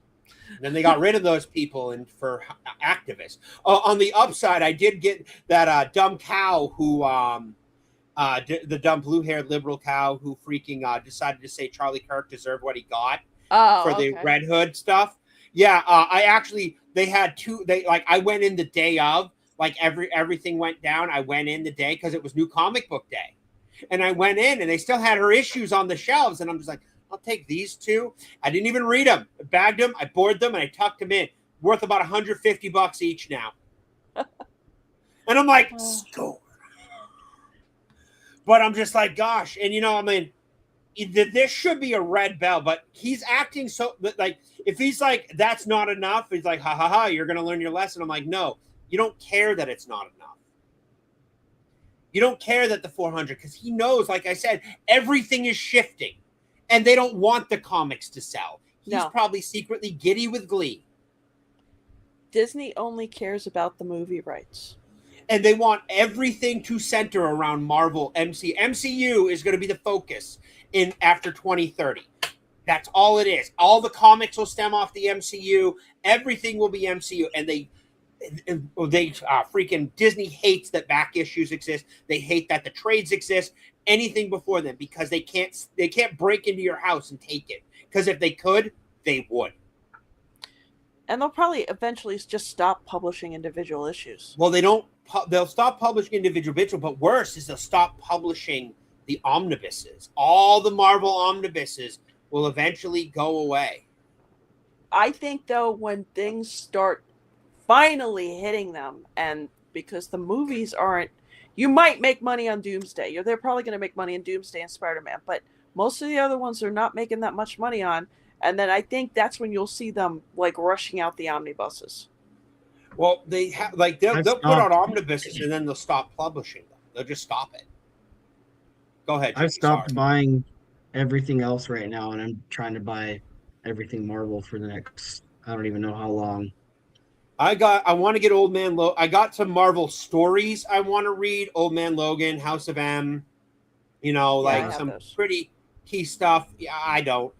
Some that I actually only got back into collecting really hardcore 3 years. I started dabbling over the pandemic, but the biggest thing that I had is somebody threw my old whole cold collection away, like tossed it that I'd had since I was a kid. So I didn't collect for a large portion, and then I finally got back into a place where I'm like, let's give this a go again.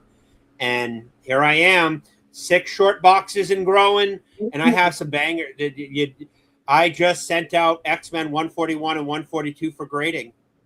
I'm probably going to get a low grade, but they went off at last Saturday for grading, and it'll probably be a few. I probably won't get them back till before Christmas because they got the con grading and everything like that. I'll give him a phone call and tell him to change your address to mine. I will hunt you down.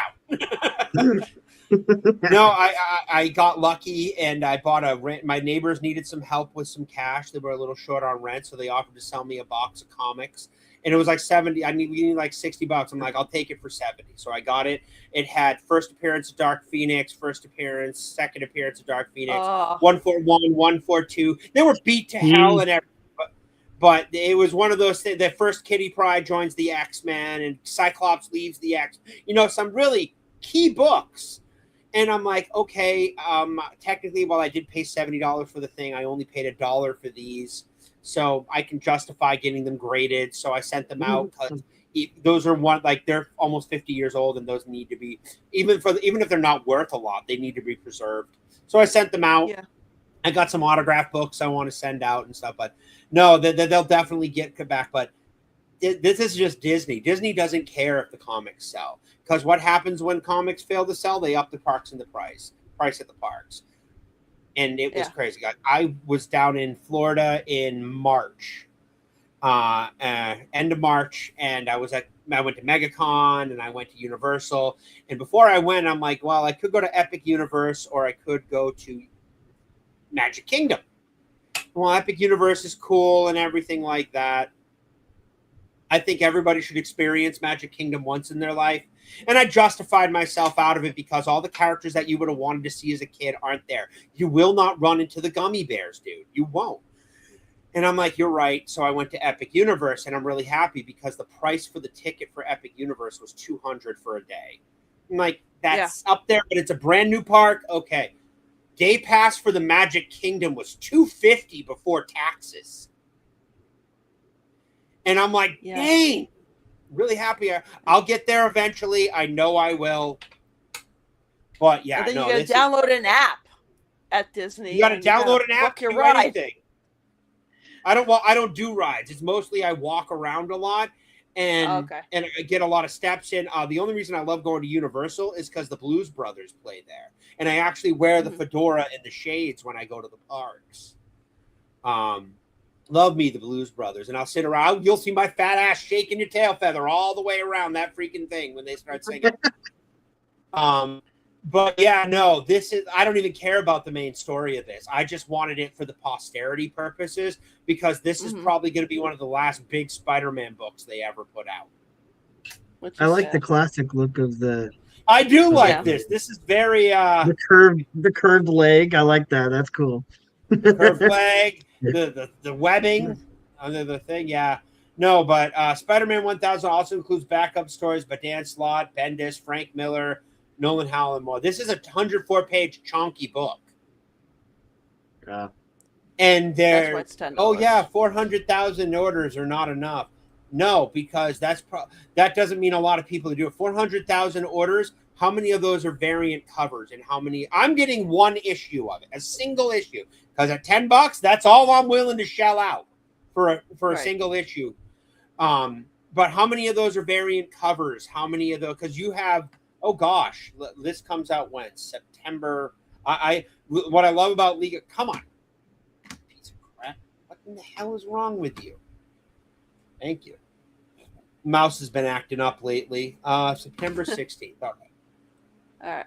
So let's see here. How many variant covers does this have?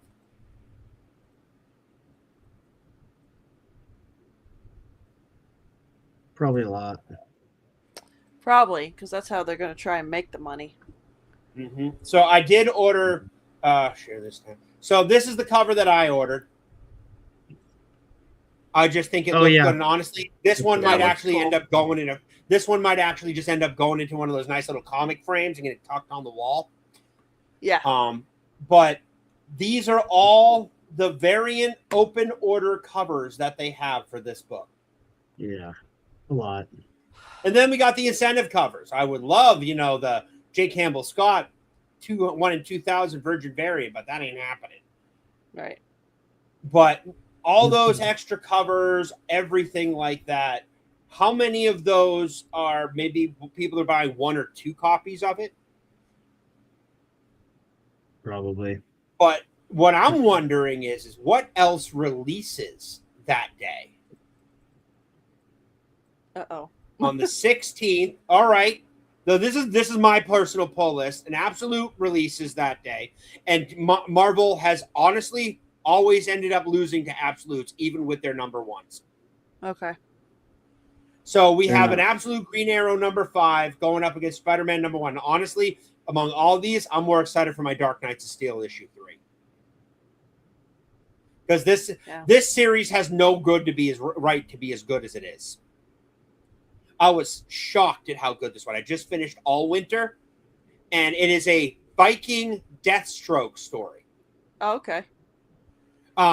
It's basically they take DC, smash in medieval fantasy and Game of Thrones style level politics, and Batman. It's a Batman Deathstroke book.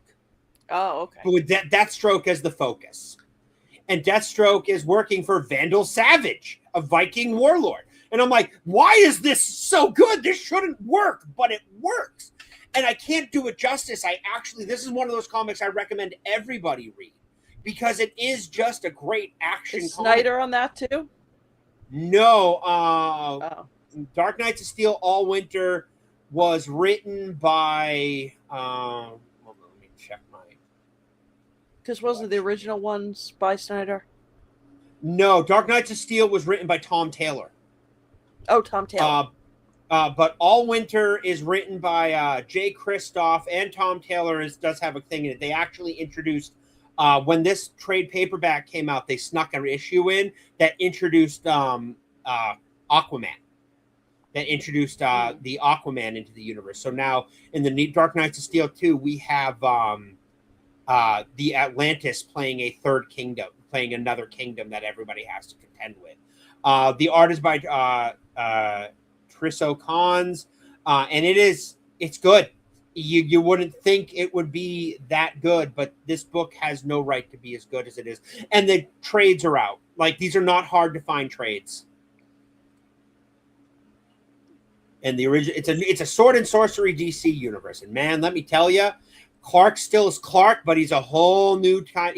No, he's not Clark. He's Kal-El, because what happened is Jor-El and Lara crash landed on Earth, and right after they crashed, I mean, in the pod, Lara gave birth. Oh. Well. And he actually has a sister named Zara, who is in love with Wonder Woman, and she trained on Themyscira. She learned her swordplay and everything on Themyscira. And it's, okay. I'm like, it's just really weird. Like, Wonder Woman and her girlfriend, they're together, but it's not an emphasis. It's just like, yep, they're dating. We still have all this other crap to contend with. Like, apparently Diana's the leader. Like, the end of the first book, I'm like, wow, that was really good. I actually did not expect that twist. Like, the twists and everything they threw into the end were really good.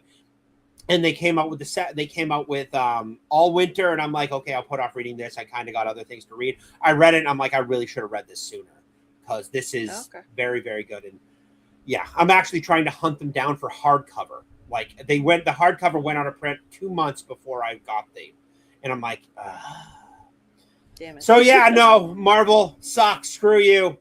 You're doing more like Marvel Comics. Buy them now. Seriously, buy your back issues. Buy your stuff, buy your really obscure runs that you're never going to think you're going to want, because you're never going to be able to find them much after 2032. That's what I do. I dig through for my Ghost Riders and my Daredevils. I got my comic shop.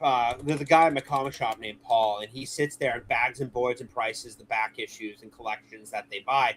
And I'm sitting there and I'm talking with him as he goes through stuff, and I will help him. You know, he's not older, but he's definitely it got to be like in his late 60s, and he's got like apparently 4,000 long boxes at home filled with comic books. And I'm like, are they properly organized? If you buy me lunch, I'll do it for free. I love organizing comics. I really do. It is like a zen, relaxing thing for me. Okay. It's an OCD. It's a autism thing.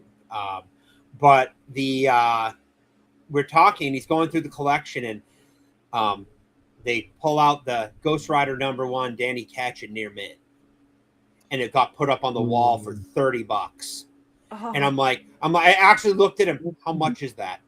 Because I'm like, I will buy that right now, because I know somebody who wants it. And he's like, it's $30. I'm like, I don't have $30. Could you do 5? He's like, not in this condition. I'm like, yeah, I know, but it was worth a shot.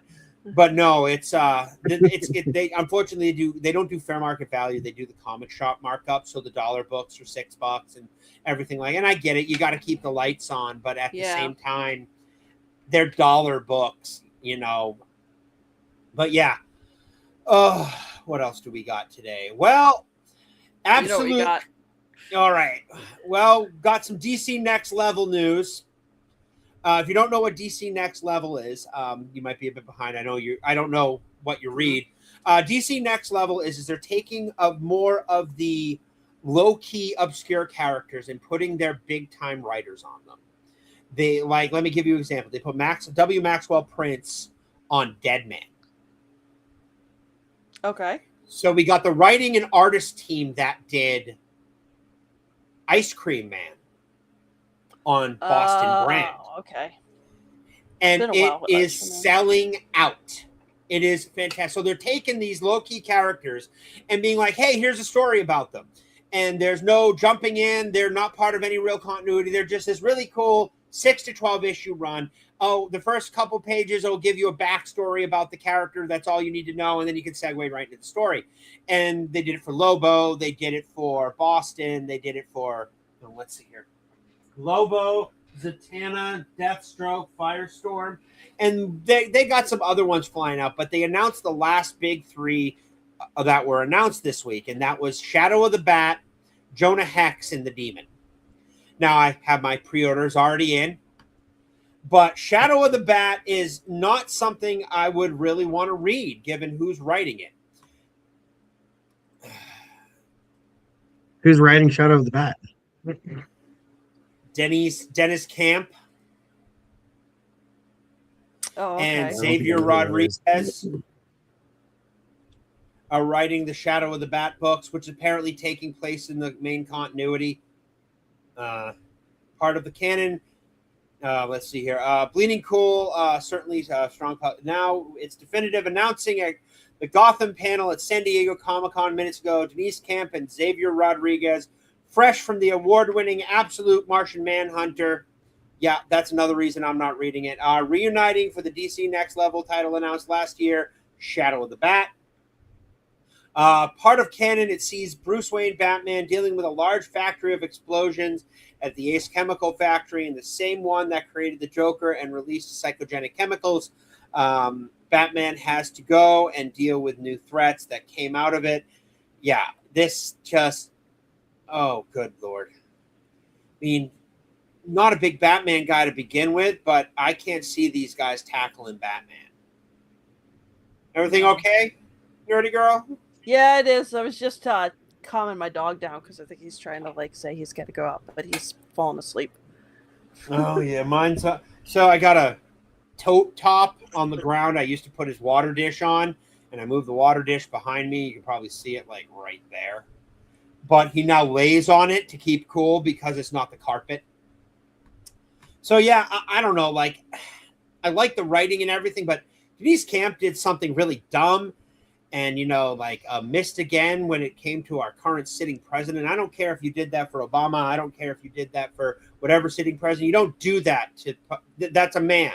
You don't say, oh, no, you missed again. And then he tried to pawn it off like it was a dart thing. He really went off the rails. And this also explains why he only did 12 issues of Martian Manhunter, because he got signed on to this. But I don't have any issues. I want to read this at all. No drive. No, nothing. I'm not interested in most new Batman stories. Yeah. But yeah, no, this is good for, if you want to read it, go ahead. But this is not something I really have a drive to read. The Jonah Hex did get announced, though. Now, this is, again, the DC Next Level. It's going to be written and drawn by Matt Walsh. So there's the first cover.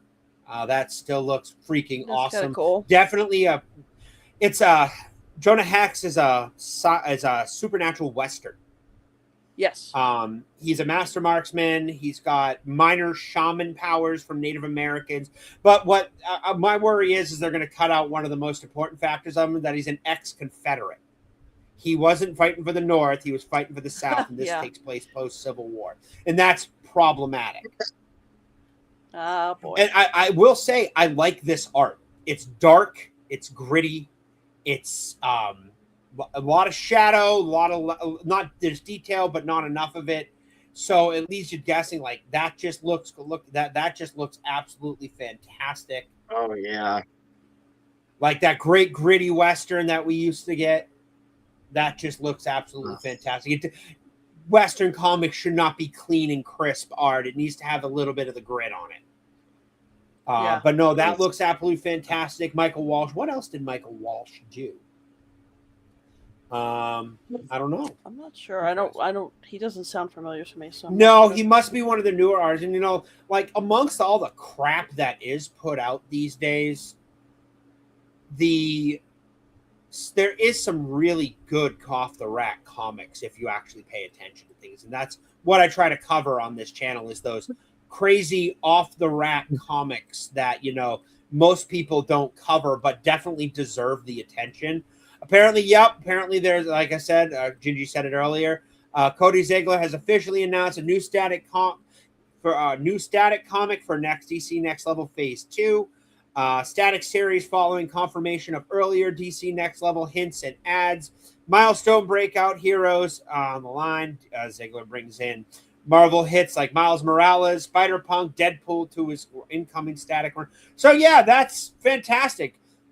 I know that Static Shock on the TV show is drastically different from the Static Shock in the original comic books and the DC variant of him. But the fact that we're even getting this is huge. It means some kind of deal has been brokered behind the scenes, because this has been in limbo and rights hell forever. They keep trying to bring him onto the Titans, but he's not part of the Titans. He's there for a couple issues, then leaves. It's all licensing. And he was in DC KO after DC renewed the integration of it's And honestly, fantastic. We need more static. I would do a long-term static run and just sit down and read it every month. We need more of it. And it sucks that it's been stuck in this limbo in hell for so long. Apparently, we're also getting a Vixen comic. Yes, I heard about that. Yeah. Art doesn't look too bad. Vixen's not exactly my cup of tea. I know nothing about her, so she has an amulet that she can use to gain powers for different types of animals. Oh, okay. He also had a fling with Jon Stewart for a while. Yes. Yeah. 2 years long. So this is actually done by Stephanie Williams and Carrie Randolph. A new Vixen comic book DC announced in San Diego. 2 years ago, I remember the threads of Vixen. The art won't lie. That art looks pretty good. Yeah. It looks better than the New Titans. My God. The New Titans it looks like they hired manga artists. It is no, not the good manga artists. Okay, the blue-haired manga artists that were like the ones who want to be manga artists. The wannabe manga artists, and it looks horrible. And worse is the story. They got Jason Todd training the New Titans. Oh God! It's not Jason a good Todd. idea. Yeah, shoot first, shoot more, shoot a little more, and I'm confused, I'm angry, and I'm armed. Jason Todd, Red Hood, Jason Todd. Yeah, full Red Hood. It's Jason to Red Hood. And I'm like, why? At that point, I'm Jason even a Todd Batman isn't even normie, and I know better than that shit. And it's this whole group of like kids that we don't know. Yeah, it's like completely brand new characters. superheroes created for it, and Jason Todd is teaching and leading them. It's gonna go 4 issues and gonna tank. Yeah. Yes. Yeah, it's gonna probably get 6 issues and then get called. And then of course we have this is the one I've been looking forward to, the Demon. I have loved the Demon and Jason Blood ever since it was the Justice League episodes and everything like that. And yeah, we got they don't actually have the art on here, but that's who's doing this one again? James Herron is doing this one. And they got who is it? James Herron, comic official launch. Snyder previously the Demon horror comic. James Herron explosive style. Yeah, so this is actually going to be pretty decent. I've seen the covers on my comics site that I go to, and yeah, this is good. This is going to be a great run. It's one I've been waiting for most. Of course, they have to run it till like the middle of the freaking run. And they actually see DC is smart. They actually have a trailer for the comic books. Yes. So here's the DC Next Level trailer.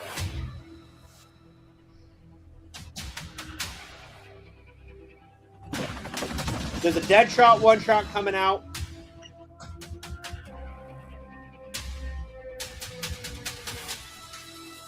Discover the truth. Looks good.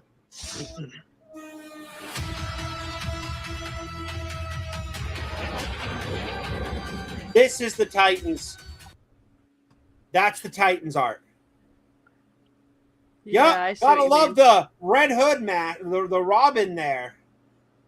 You know that's the Titans. We don't know who any of the Let's other. have the mass heroes. murderer like train the kids. Yeah, they're genius.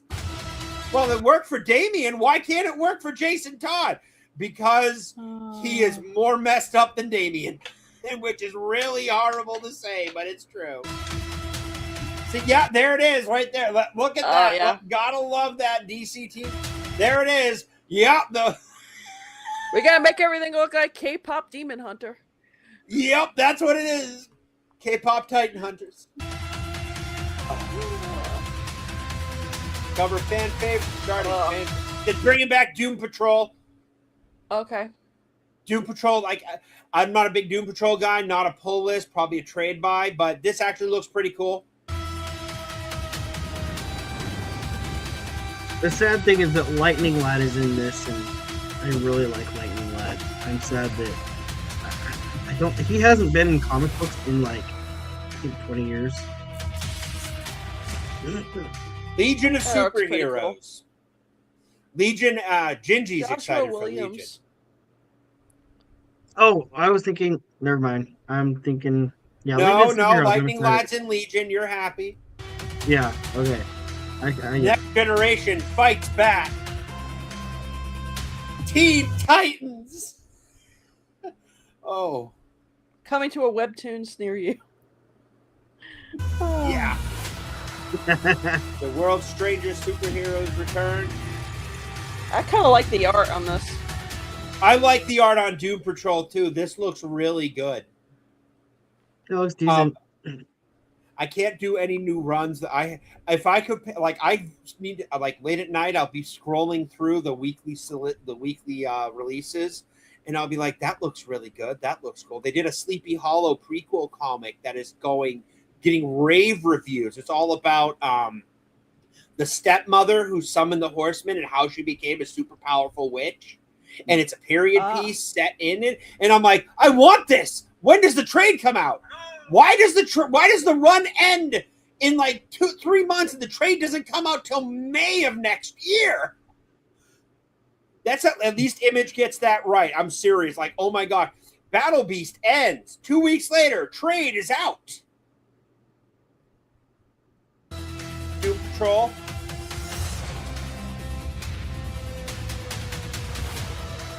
Jonah Hex, Shadow of the Death. I'm getting that one. Yeah, I'm getting Jonah Hex too. Vixen, coming soon. Shadow of the Bat.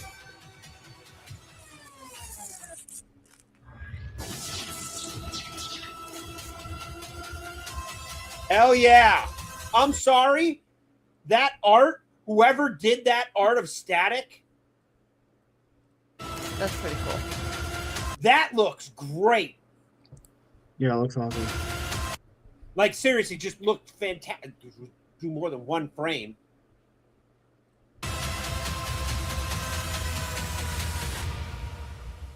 And we don't even know what they're doing next. DC Next Level is set to do a couple years.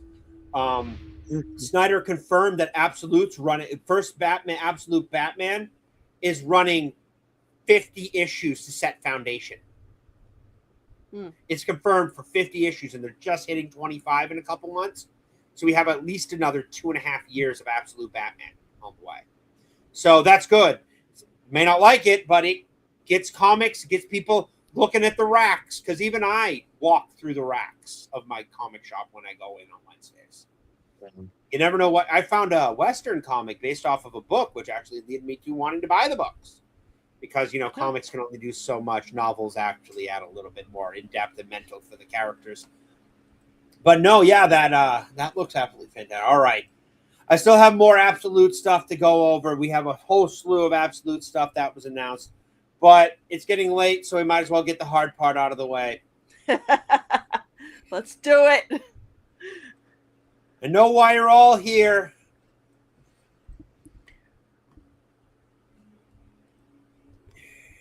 We're going to go over this. Oh, this is going to be painful. I would like to first say I want to thank Have you all seen the trailer yet? I have. I would like to thank all the Gen Zers on Instagram posting their videos mocking this whole lineup. It's hilarious. The Gen Zers are. Yes, This they are movie- making That's fun awesome. of it. They are making With fun Robert of it. Downey Jr.'s salary, the amount of money they have sunk into it, the amount of marketing, estimated money they need to make is $2 billion or more to break even. Not even make apartment. Now, I'm going to tell you, I review this because I like roasting it. This is trash to me. I got out of Marvel and started buying comics because their storytelling is shit. This is Disney. Yes. So let's start. I'm just Xavier just tired School of for looking Gifted at it. Youngsters. See, I like that. The plaque looks good. Mm-hmm. Something's coming. Oh, timeline collapse.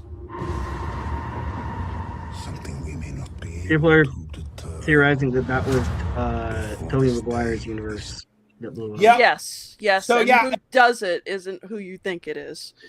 No. Yeah. So I actually have that spoiler. I have it screenshotted Mhm. because it's kind of going away on places, although nothing ever goes away on the internet.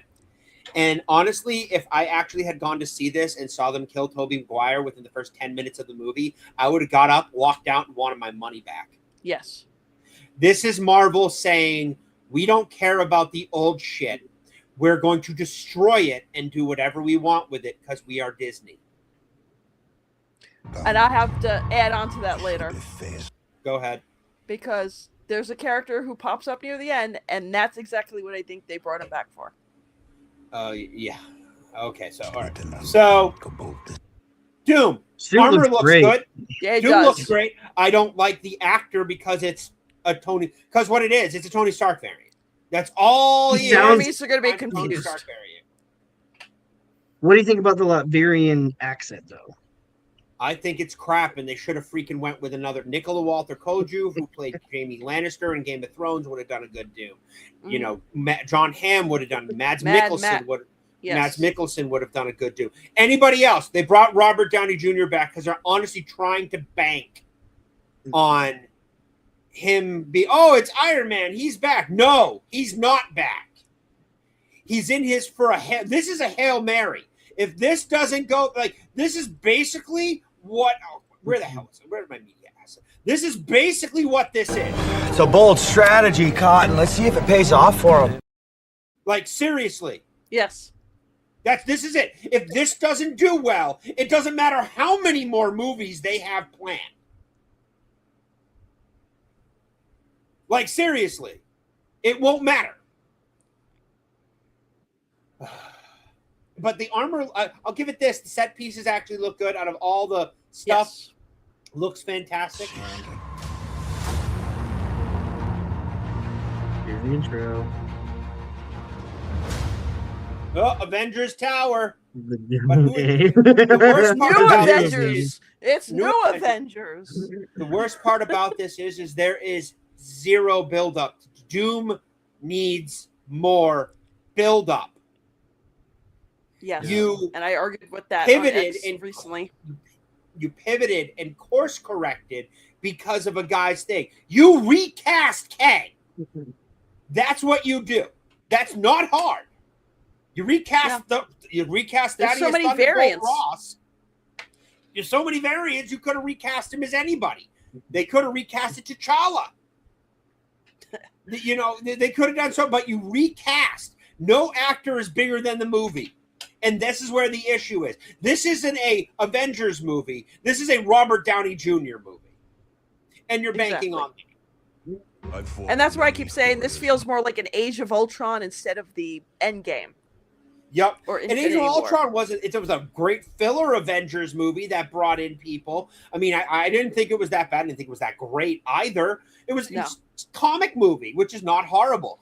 But it was needed because you needed the filler before they brought things in. You're skipping steps and you're banking on people you're banking on people thinking, oh, old Marvel, it's back, but it's not going to be. This is going to have a significant second week drop off. It's going to have all the hype, and then it's going to plummet off a freaking cliff like Thelma and Louise. Yes. Right time. I will not see it because he is in it. I am tired of him being in everything. He's so It's the same miscast. thing for I am Zendaya. too. He's so They should have miscast. brought back John Krasinski and Emily Blunt and done it right. But no. They made it clear, more so in Multiverse of Madness. Oh, look, we gave you John Krasinski. You asked for it. We gave it to you, and you killed him unceremoniously. Why? Because Had a that was a perfect fuck casting. you to the fans. It was perfect. And that was a fuck I you think- to the fans. I think John actually said no to a long-term Yeah, he did. thing. He did. Well, yeah, So well, I think there's that other was his people. fault. he very much gives off he's a family man first and an actor second, and he will not be separated from his family for a long period of time. And I'll tilt my hat to that. Good for you. But there's 'cause, so many other actors. Yeah. But out of everybody, Pedro? Oh, because he's passing enough. He's popular because he has a big Instagram following. Dude, that guy gets roasted more than a red light district in Hollywood. Like, seriously, I'm tired of him in everything. Don't get me wrong, I love Arnold movies, but eventually there is a such thing as Arnold fatigue. You really just kind of wanted him to lay low for a while because he doesn't bring in the box office. I'm tired of him in everything. He's not a bad actor. He's just not a leading man. And no, he's not. Very bad role. And he's not Reed. I don't get smartest man in the universe from him in the world. The fact that they brought him in, and he looks nothing like Mr. Fantastic. The least they could have done was shave the mustache. Yep, but nope, can't do that. No, he needs his Burt Reynolds mustache for some reason. He thinks that's. You know, I love Burt Reynolds. I love my Smokey and the Bandit, and I love my Jackie Gleason Smokey and the Bandit stuff. Movies that will never be remade for 10,000, Alex. Yeah, right. Pedro Pascal and Zendaya. I'm tired of them both. Zendaya has the same facial expression in everything she does. I don't think she's a bad actor. No. I'll take RDJ over Pedro Pascal and Mr. Fantastic. I won't take either of them, dude. I'm tired. RDJ, their mistake was killing Iron Man. You don't do that. You have him step back in behind the scenes, be like crippled for a while or something like that, but then bring him back. And you never introduce the multiverse into cinema. It works for comic books because you can put out multiple books and multiple things. You do a multiverse for cinemas, you have ridiculous amounts of money, effort, time, and writing that requires a continuity that Disney just can't do anymore. No. And worse is the only way you could do it is if you had it over a 50-year span, which no one's going to live that long. And you know it's so bad they even let Ryan Reynolds roast it in his Deadpool movie. Yeah, because they know they fucked up. Unfortunately, I don't think this is going to get people back in theaters. I don't think this is going to get back in theaters. Spider-Man will do a box office. This won't have the box office numbers. No movie expert, but I know that hype for Spider-Man is there. Hype for the MCU isn't, even if Spider-Man ties into this. You know, I like I said before, what is it? Marvel, DC, if they were smart, would take Jason Momoa, do a Deadpool-style movie with Lobo, and make $1 billion freaking dollars. I'd go see an hour, 45-minute movie of the main man doing the main man. All right, here we go. We're continuing this pain. You're muted. Sorry. Dog was barking. All right, go on. I got a corgi. I understand this. He barks at the leaves outside the window on the tree. No, the budget is more than that, Michael Moose. I can 100% guarantee you that the budget is far, far more than that. That's what they say it is, but they lie. James Gunn lied about Superman, and everybody's like, well, how do you know? Who would Warner's rather him lie to? The people that pay to go see the movie or the IRS? Because I guarantee if Warner's tax issues are that far off, they got worse to deal with than the freaking merger being on hold. Last thing they need is the IRS going over their books. All right. Oh, look, Captain Black Falcon. And Ant-Man, because Ant-Man's got some chance. You know what? Give it to Scott Lang. I actually thought the Ant-Man movies were pretty damn cool. Nothing crazy over the top. And I actually like Michael Douglas as, as the original Ant-Man.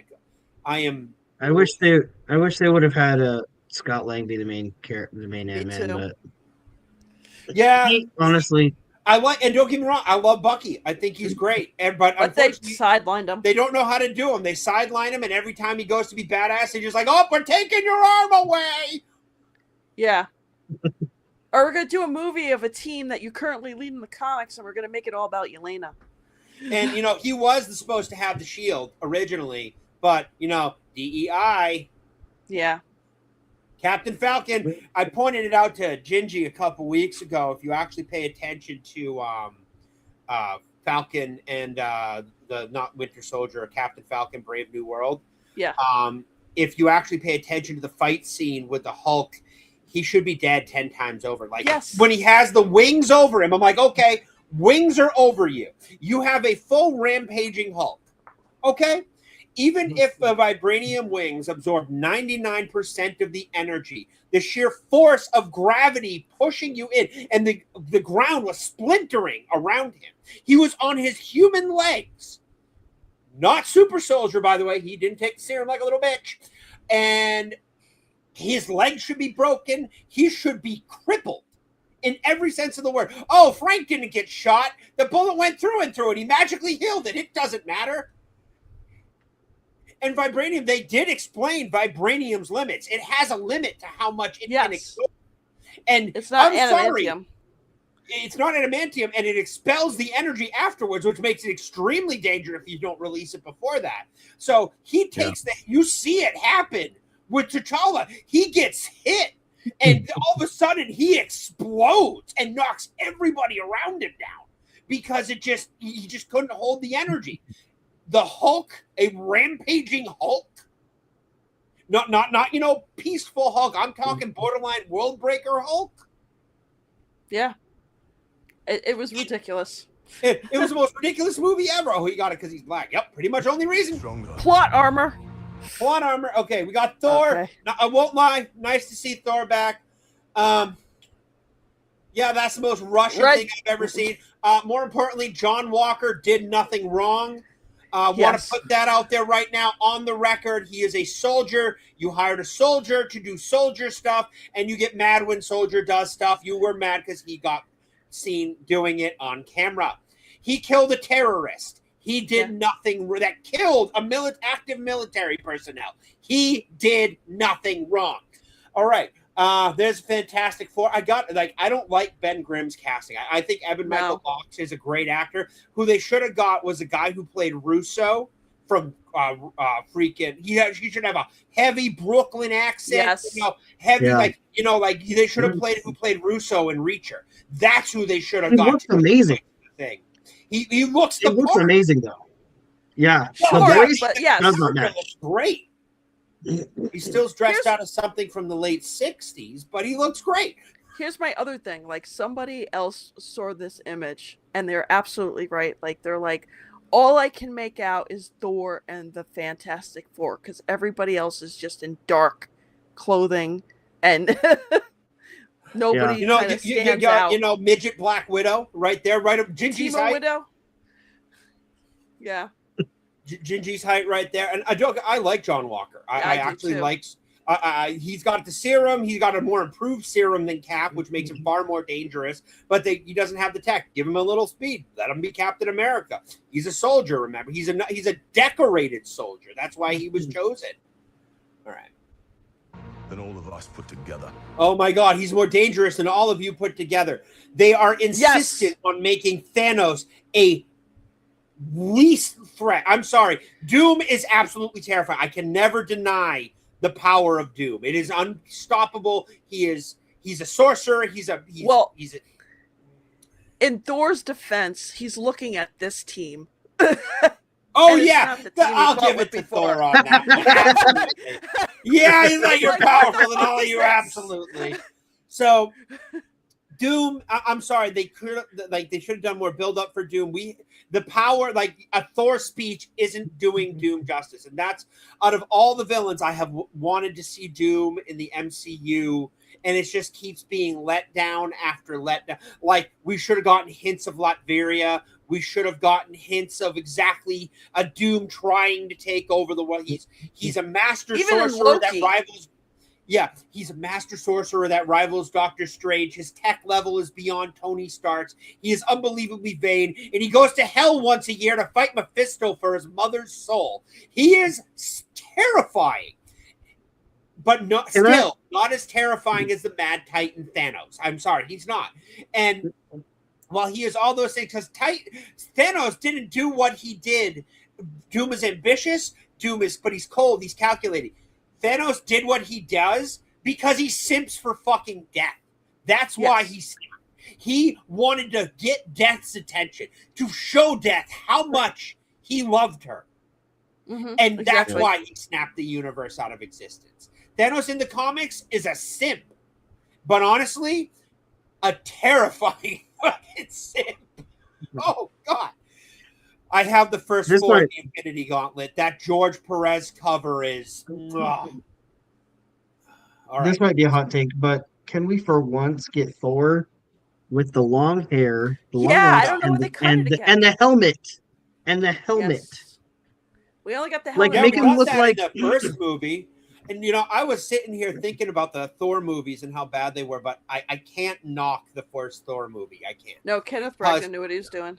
Kenneth Branagh knows what They he's doing, need but to- also the cast out scene. Like, Hopkins was chewing the scenery. He's Yes. like a casting, like all of a sudden Loki steps up, Father, nah! Just that start, and even you could see like real fear in Hiddleston's eyes because Hopkins was on. Yes. He was like, we're doing this in one take right now. Yeah. And just that whole But- scene, the domineering presence, I'm like, that is the All-Father. But he would look so good if they gave him the helmet and the long locks. He would look like the warriors from Lord of the Rings. Like, you know, the Yeah, the Rohirrim. Yeah, he looked Rohan. awesome. Well, Lord of the Rings is now Yeah, problematic. Rohan. Remember that. Rohan. The Rohirrim. Rohan He would look warrior, like yeah. Rohirrim. Yeah, He looked it would dope. be great. We're never going to get it because they base all of this stuff off of the Ultimates. All the MCU is derivative from the Ultimate comic books, and not the cool Ultimates that we got last year that actually were liked by fans. While the Ultimates are liked by fans, but you know they were a lot of entry level reading for people. They rebooted the whole universe. That's where Miles originally came from, and everything That's like why that. Hawkeye has a family in the MCU. Yeah, I didn't have an issue with that. I actually thought that was really cool, but not really needed for a hardcore superhero movie. All right, let's Yeah. keep going. Yeah. They died. Oh, Namor! Nightmare. They call me Kukulkan. I have questions. Did his accusations just get swept under the rug? I don't know. Apparently, getting arrested for a misdemeanor is enough to lose a role because that's what happened to John Majors. And he did something almost allegedly as bad. And worse is there's so many other great actors who could have played Namor. I've seen fan castings and everything like that, but he just checks the boxes. They decided to do all Well, that. they could have done an Asian guy who would have looked even Could've more done like it, Namor. but and then they Yeah, cool, they would've. and I'm just like, oh my god. And What's then they worse is- changed the whole mythology. It's no longer Atlantean. Nope, it's not. It's Aztec, and they changed it all around. I'm like, you can do whatever you, Disney. You can do whatever you want with your IPs. They are your IPs. But the more you fuck up, the more money you bleed.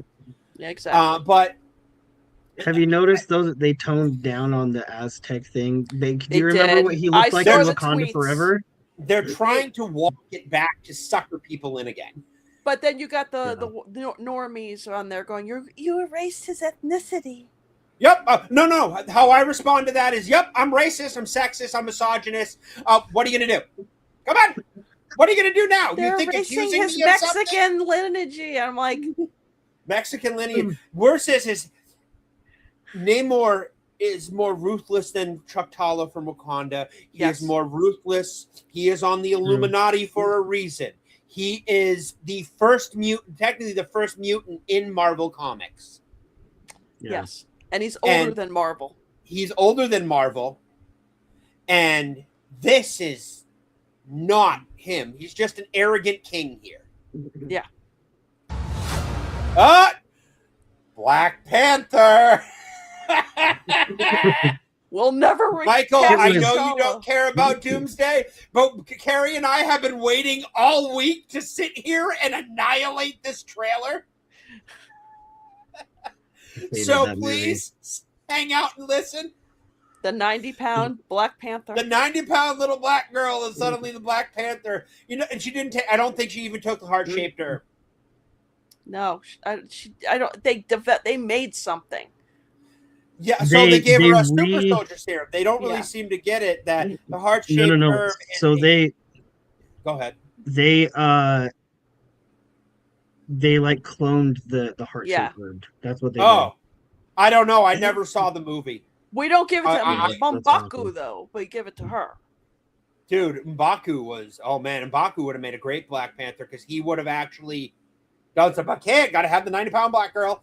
be Black Panther, which is, great. But, when can we get comic accurate Black Panther? The latest run has T'Challa getting his ass kicked by a blonde-haired, blue-eyed white dude and took over as Black Panther. I know I just love that for the fact. Comic accurate Black Panther, damn it! I just love that comic because they made the Ryan Gosling theme. And it's done by Christopher Priest, who is a phenomenal writer. And I think he did this as a fuck you to Marvel because he's tired of writing black superheroes all the time. And by the way, they have juggled around the end of Kingdom Come. Like the last issue came out 6 months ago, and they've been bouncing around the release date. I have been waiting for it. I keep seeing it change slots. I'm like, you keep fucking up my monthly budget. Stop. I know. Yeah. All right, here we go. They died facing enemy. I loved that character. I thought me I too. liked the first Black Panther movie. I loved the waterfall fights. I loved Wakanda. Everything felt good. It was a very good movie. They really hyped up the racial aspects of it and stuff like that in the marketing instead of it just being its own thing. And it kind of teetered off towards the end when Killmonger's like, just throw me in the ocean with all the other brothers and sisters who were down there. And I'm just like, yeah, and you lost me. Yeah. But M'Baku was freaking awesome. Like T'Challa earned the earned respect at the end of that thing where they became friends and allies. That was phenomenal. Yeah. And like the Dora Milaje, I thought I still love that scene for freaking Winter Soldier where the Black Widow stands in front of the Dora Milaje, and all of a sudden freaking Chadwick walks up. T'Challa walks up and he looks over and she's like, "You will move," and he's like, "Yeah, you can try to make me." And well, I would love to see that. A Black Widow versus a Dora Milaje. Dude, that's a comic that needs to happen. That would be awesome. Out of pudding. All right, keep it going. But that was just a great little, I would love to see it. Just T'Challa turning up. The testosterone was flowing. Yeah. I cannot stand her Panther suit. No. It is too gold. It is too Killmongery. Which, oh God, don't even get me to that. Like that's the gold who she Killmonger saw. suit? Yeah. The gold Killmonger. She saw Killmonger? Oh, God. That's who she saw when she took the fruit. It was ridiculous. Well, he technically was a king of Wakanda. I mean, it works continuity. Doesn't mean it's good, but it works. I will give him this. It's stupid, but it works in continuity. Or like her father would have been better. I mean, it's because they don't want to recast It should have been her T'Challa. dad, but yeah. All right. And threat. Okay, I will say I like this set piece. I think the Jaws thing, that's obviously a Megalodon freaking thing, because, Megalodons are still out there in the seas. They're in they're at Namor's place. Namor. And you got Namor's people over there still trying to figure them out. You got Bucky. Very Avatar. Yeah. Very I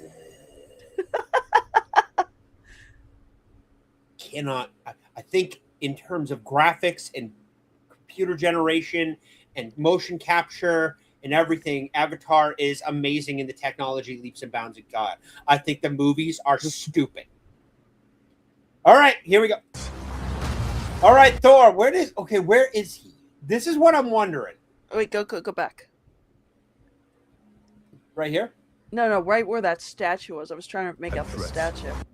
All right. Looks Greek? It could be his country. It could be. Yeah, Latvian country. Latvian, It could, yeah, that definitely could be Latveria. That scared me far less. Yep, it's Latveria. And that was the mansion. Oh, 25 years! 25 years. And man. we get a comic accurate, a Jim Lee comic accurate. How long did we... And he is going to die in the first 10 minutes. Probably. Oh, it's rumored already. Oh, no, dude. Like, let me see if I can find it. We'll go. Whoa. Oh, yeah, the leaked script. I have the leaked plot summary screenshotted, and they can't. hit me if it is. There we go. And we'll go over that afterwards. Okay. All right. Okay, I cannot stand Channing Tatum. He is too bulky to play Gambit. It's not just even that. I just think he plays it goofy. I know it wasn't a Deadpool movie, but Seriously, awesome. Shang-Chi, we haven't seen him since the end of Shang-Chi, where no one really gone to see. Every character that they have shown. Are you playing the video? Because the video's not playing. Pull up the video. I forgot to share the screen. And as somebody who knows a little bit about Shang-Chi, because my dad was really into the comics, my dad loved martial art films and Bruce Lee. Shang-Chi was based on Bruce Lee. He did not have magical rings. He was just a kung fu artist, martial artist who used to work with British intel to go take down his father's. They have to make him like superpowered, and it's kind of like. And then they cast the worst actor. I they lost out on the Ben Kingsley Mandarin and not having followed through with that full story. I think Ben Kingsley and the Mandarin was actually really good, like scary. It was going to be. It would have been awesome. And I was really excited, but I fell for that bait and switch. And by the way, you know how hard it is to find the freaking Iron Man Extremis trade paperback? Good Lord! I remember when that came out. I do too. I didn't have the money for anything back then. Now I'm a little more older and financially flexible and not spending my money on World of Warcraft every month. I have a little more money. But now it's like $200 for the trade. Yeah. That's ridiculous. Shang-Chi, I'm sorry, he is too bulky. His face is Did you ever see that interview? There was a YouTube channel called Asian Boss where they would go around different Asian countries to interview about different topics. And when he got cast as Shang-Chi, the guy was in China interviewing people about what they thought about him being cast as Shang-Chi. And every one of them kept saying he's ugly and none of us like him. And nobody's casting somebody that's handsome according to what their standards were. And the video was like just anti-Simon Liu, that they took the video down from Asian Boss and buried it. Oh, that's great. No, he's a model. That's all. He has no real acting talent. He's a mid-tier model for random shit. And they probably found him on LinkedIn. For like those free pictures you can use in advertisements. Yep. All right. I think if what I hear they're doing with the I know, I've seen them. It hurts. I think it looks cool. And there's the TVA Loki where nothing really matters. This is set during season 2 of Loki, they said. This is set right before season 2 of Loki and everything like that. So yeah, this is Loki. And worse is the Loki series robbed Loki of everything that Loki did. It literally shit. Not only did it rob the character, but it shit on every MCU movie before it. Oh, look, paperweight Infinity Stones. So everybody died for paperweights? Yeah. Tony died for paperweights? For nothing if we do not stand together. Oh, did you most see of that? this trailer, by the way, is what? M'Baku was taller than the Thing. I know that's my other problem with the casting. Yeah. My biggest thing is here, everybody in this scene is from movies that nobody went to see. Except Bucky. Except Bucky. Except Bucky. Yeah. I was actually really excited with Falcon and Winter Soldier. I had really high hopes for it. Because Sam, I can't get a house loan, but you can be Captain America. And then also being a character who was established in the movie Winter Soldier as being somebody who helped other veterans with their trauma, just kind of like passing that Bucky was off, fantastic. Like the Avengers could have used that.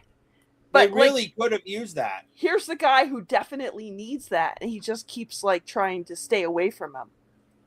Like, Yep. what do you want, Bucky? I'm busy right now. Like, and then just man up, Bucky. I can't deal with this right now. It's like, come on. Man up, Bucky. Dude, Bucky's like 10 times older than you, has actually seen a real war without tech, was held in a German POW camp, was prisoners for Russian. You want PTSD? I don't mind Tatum, but I like Taylor Kissich better too. I think if Taylor had the Gambit is not bulky. He's unbelievably agile. And I'm sorry, Channing Tatum he's got the mouth for it. You know, the accent. That's the only thing with Taylor. They would have to work on the accent with Taylor. All right, so let's go. Put aside your petty. Oh, we got What did they do to my girl? I think she looks awful. She looks horrible. The suit looks terrible. The suit is pretty bad. The wig looks The haircut looks like you could have gone without the scales. You could have done just as blue makeup and all that stuff and done the basic, but her hair needs to be like here. And it needs to be, kind of going back and shorter in the back and everything. It's her hair. And Rebecca Romijn still looks great. Yes, she does. Presume nothing except. And this is probably one of the last times we'll see Ian McKellen in this role. Because I'm sorry, he was Patrick. Yeah. And because I don't know who they're going to cast going forward, but I'm probably going to use Fassbender because he did a great. Him. I honestly like McAvoy and the Fassbender as Professor X and everything from X-Men First Class. Yeah, and I think Fassbender just captures the whole personality that of like cold, Magneto. like everybody's like Magneto's an anti-hero. No. Magneto is a bad guy that sometimes does good things, but is very much a mutant supremacist. Like you understand his motivations, but it's not right. No. Well, they're on stage now, so God knows what they're announcing. Oh God! All right, this. Let's go. If you return. The thing is even though they're bitter enemies, Magneto, they are the best of friends. Like if something actually went down, like I have the Trial of Magneto. It's fantastic. Like the complex relationship between Charles and Eric is ridiculously good. And that's something that is carried on and actually has pretty well held up even in the newer comics from what I'm told. Who will return as brothers and sisters. Captain Falcon! Oh, that's awesome. That is awesome. And he's dying. He's dying right here. Mark my words. No. I don't get me wrong. Doom is awesome. Doom is fantastic. Doom is not that strong. He's doing there's the anime. Oh, we're gonna two-finger block it like they do in the anime from Dragon Ball. Dragon Ball block. The Dragon Ball blade. He's Trunks in it. He's not that strong. We're going to need a miracle. And this is the biggin. Because I know exactly what they're doing here. I know what they're doing here too. Captain Hydra. That is Captain Hydra. In the Secret Empire a lot comic, of people are saying that, with but the enchantment on Mjolnir, so Captain Hydra could use it. A lot of people are saying that, but I really don't know. It's Captain Short Pants. That's Captain Hydra, and more importantly, it would make more sense for them to do Captain Hydra because now Captain America is evil. He now has no right to ever wear the Captain America mantle again. They're never going to give it back to Steve Rogers. They're never going to give it back to Steve Rogers, so they have to turn it into a villain. Sam clicks all the Hollywood check boxes. Well, he doesn't even live in that universe anyway, so it's not even. I hope it's Captain Hydra too. My comic will go up in value quite a bit. I'm telling you right now, they heard Dazzler was in the movie. The Dazzler #1 issue skyrocketed from $5 to $30. Yeah. All it takes is maybe they're in the movie, and it's held its value. All it took was a rumor. But the reveal of Captain America being Captain Hydra, yeah. that comic will go out. It's worth like $15 right now, about to go up a bit, and that is 100% Captain Hydra. That's why he doesn't have the shirt on. That's why it has Captain Shirt Pants. Honestly, I think long it's hair. done better in the 90s. What makes Captain Hydra worthy to hold Mjolnir, though? There's a spell. It's a spell, and Doom is a master thing, and he hacked the spell. He hacked the spell to be able to bypass it, so he could wield it. Okay, yes, that makes sense. Yeah. Does it though? How would Doom know that Thor would test him out with the shield, the hammer? I don't know, because it's in the comics and they found a stupid way to do it in some minor thing, or they're just going to glaze over it altogether, because that's what they do when things happen in new Marvel's movies. You don't have any continuity. They just glaze over it and hope you don't notice. Exactly. But it's guarantee it's going to be Cap, it's going to be Hydra, and that way they can prop up Sam even more, and there'll be a lot of those, no, you're Captain America now moments. I'm happy you had the mantle moment, everything like that. And I will sit there with a sign in the theater going, it should have been Bucky, you dumbass. I'll never forget sitting in Endgame at the end when he gives the shield to Sam. A little kid next to me goes, but why not Bucky? He is his best friend. Just to go on how much of just to give you a little thing here, I went to see Endgame in the theaters and I was happy. At 10 years, culmination. So excited. I remember when studios used to go out of business like that in the olden days. I wish it would happen today. Michael Lewis. My Endgame experience was miserable. It was ruined. I went to the theaters. I went at noon on a Saturday. Okay. I noticed a kid's birthday party. Okay. I go into the theater. The good seats are blocked off for the kid's birthday party. Okay, God. No reason. Didn't think it would get any better. The kids did not shut up till the combat and the end scene happened. But they did not be quiet. They would not shut up. They would not do anything. And my mom's like, don't say anything. It's his birthday and everything. Because I have a propensity when I lose my temper to absolutely be terrifying and make kids cry. And I don't feel bad about it. And I'm literally I actually walked out of them. I was really pissed. And the manager's like, sir, is something wrong? I'm like, you need to tell people before they buy the movie ticket if there's a birthday in that theater that day. Those kids did not shut up through 2 hours of the movie. So if you're going to have a birthday party in there, make sure you tell them. I shouldn't have to pay afterwards and go through the refund process because I was that close to getting a refund. My Endgame experience was completely ruined by people who probably shouldn't have procreated to begin with. That's why I don't go to the premieres anyways. I always go the night. I didn't go to the premiere. After. I went on a Saturday because it was the only day I could do it with a family member. I know. I'm just saying that's why I don't go to premieres because everybody's always loud and you can't hear anything. Yeah. So, I don't go. The only time I really had a bad that was really the last time I'm like, I'm done with going to the theaters anymore. Like, I am not dealing with some bastard kid screaming because they are bored because the movie doesn't have a lot of action in it. Yeah. Happy birthday, kid. And I would have ended up making that fucking kid cry and probably got punched by the dad, but you know what? Would have been worth it. If your mom wasn't there, you probably would have, huh? Yeah, I probably would have. That's why I go to the theater with somebody. My mom and I used to go. We used to go see Star Wars. We used to go see the Marvel movies and stuff like that. But local theater shut down. The nearest one is about an hour away by 1 hour bus trip away because of stops and everything like that. And I'm not spending 6 hours to go see a movie because, you know, I got to, so I don't go to the movies anymore. That is freaking Captain Hydra. That is not a hello friend smile. That's the haha, you fell for it smile. That's like a wow, it worked. Yeah, that's a wow, it actually worked smile.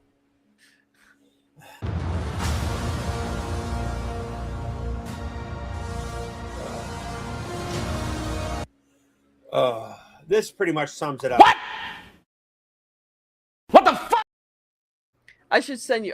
I sent you one of the videos from Instagram with those Gen Z kids making fun of this. I got another one. Welcome to hell, motherfucker!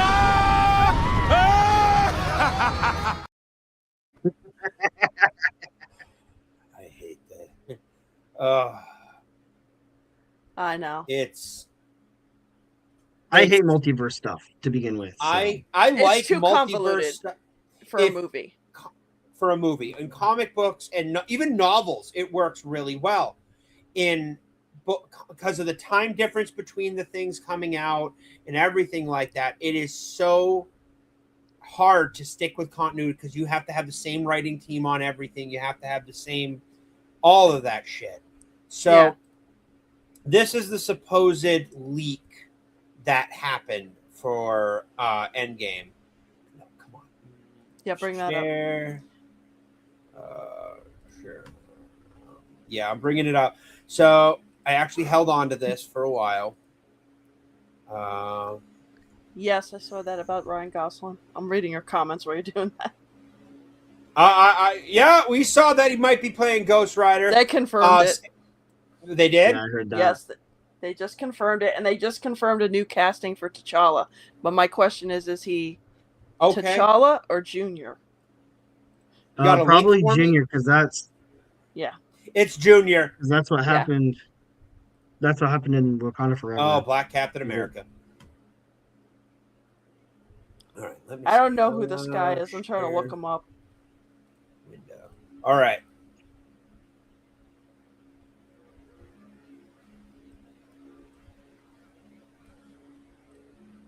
All right, so this is the Doom leaks, supposedly, of the whole thing for Avengers Doomsday.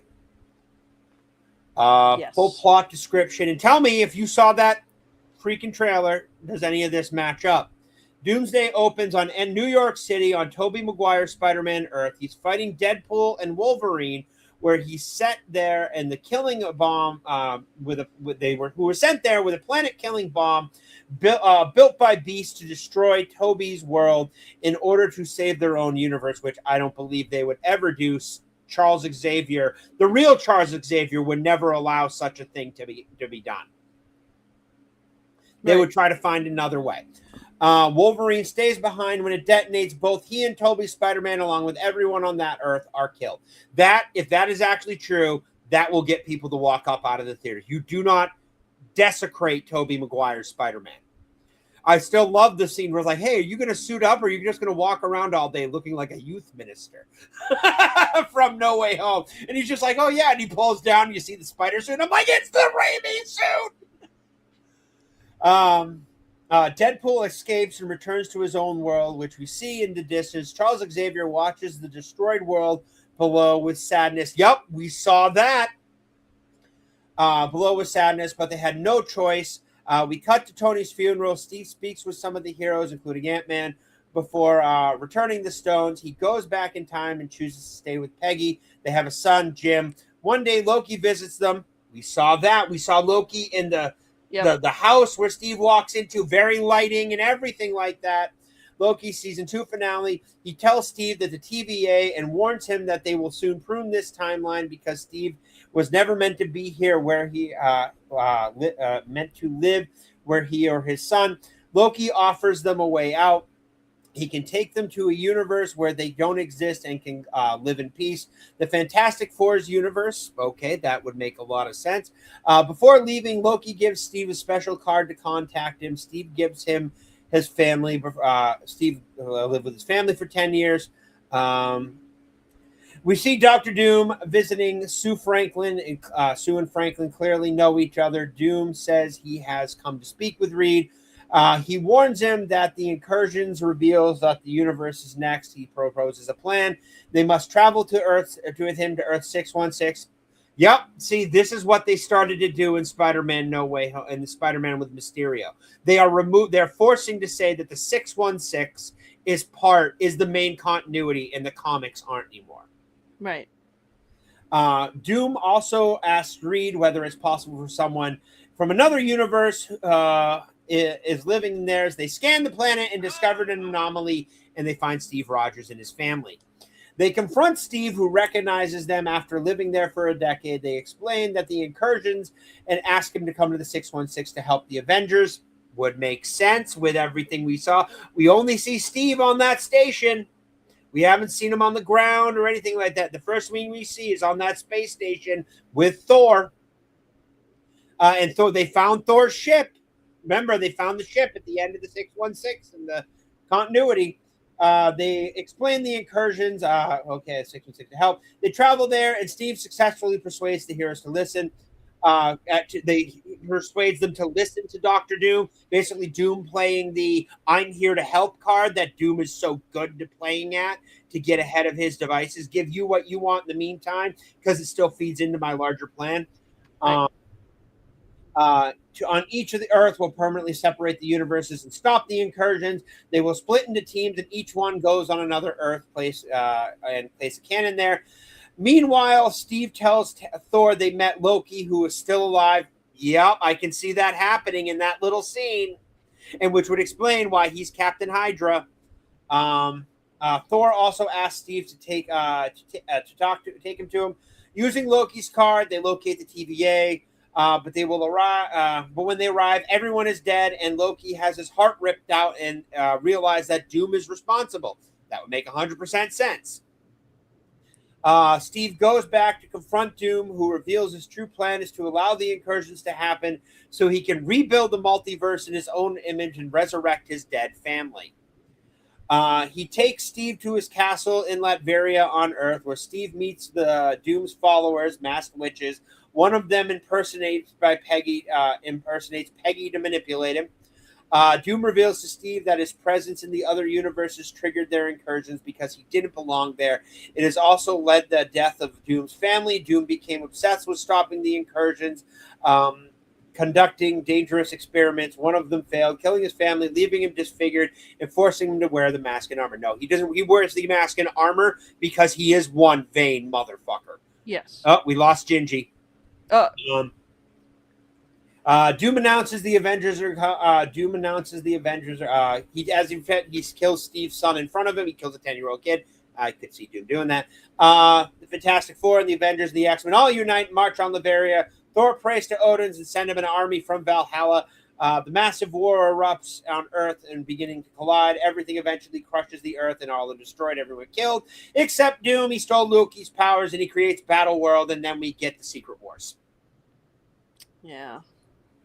Unfortunately, and it also lines up with that leak footage. Remember that came out where you see Thor and Steve running through the TVA. Yep, and it is. Still think it's Captain Hydra, but this is from what I'm hearing from Neurotic, can't go into detail, but he said it's pretty damn accurate from people he knows from insiders. This will be the death. I don't care who they're casting now. This will be the death. Honestly, I've heard Cynthia Erivo was being cast. I'm like, I don't want Cynthia Erivo and not. Oh God. I hope that's that woman ain't human. That Ariana Grande hung out with her a long time, and she got really gaunt and ugly, skinny and anorexic.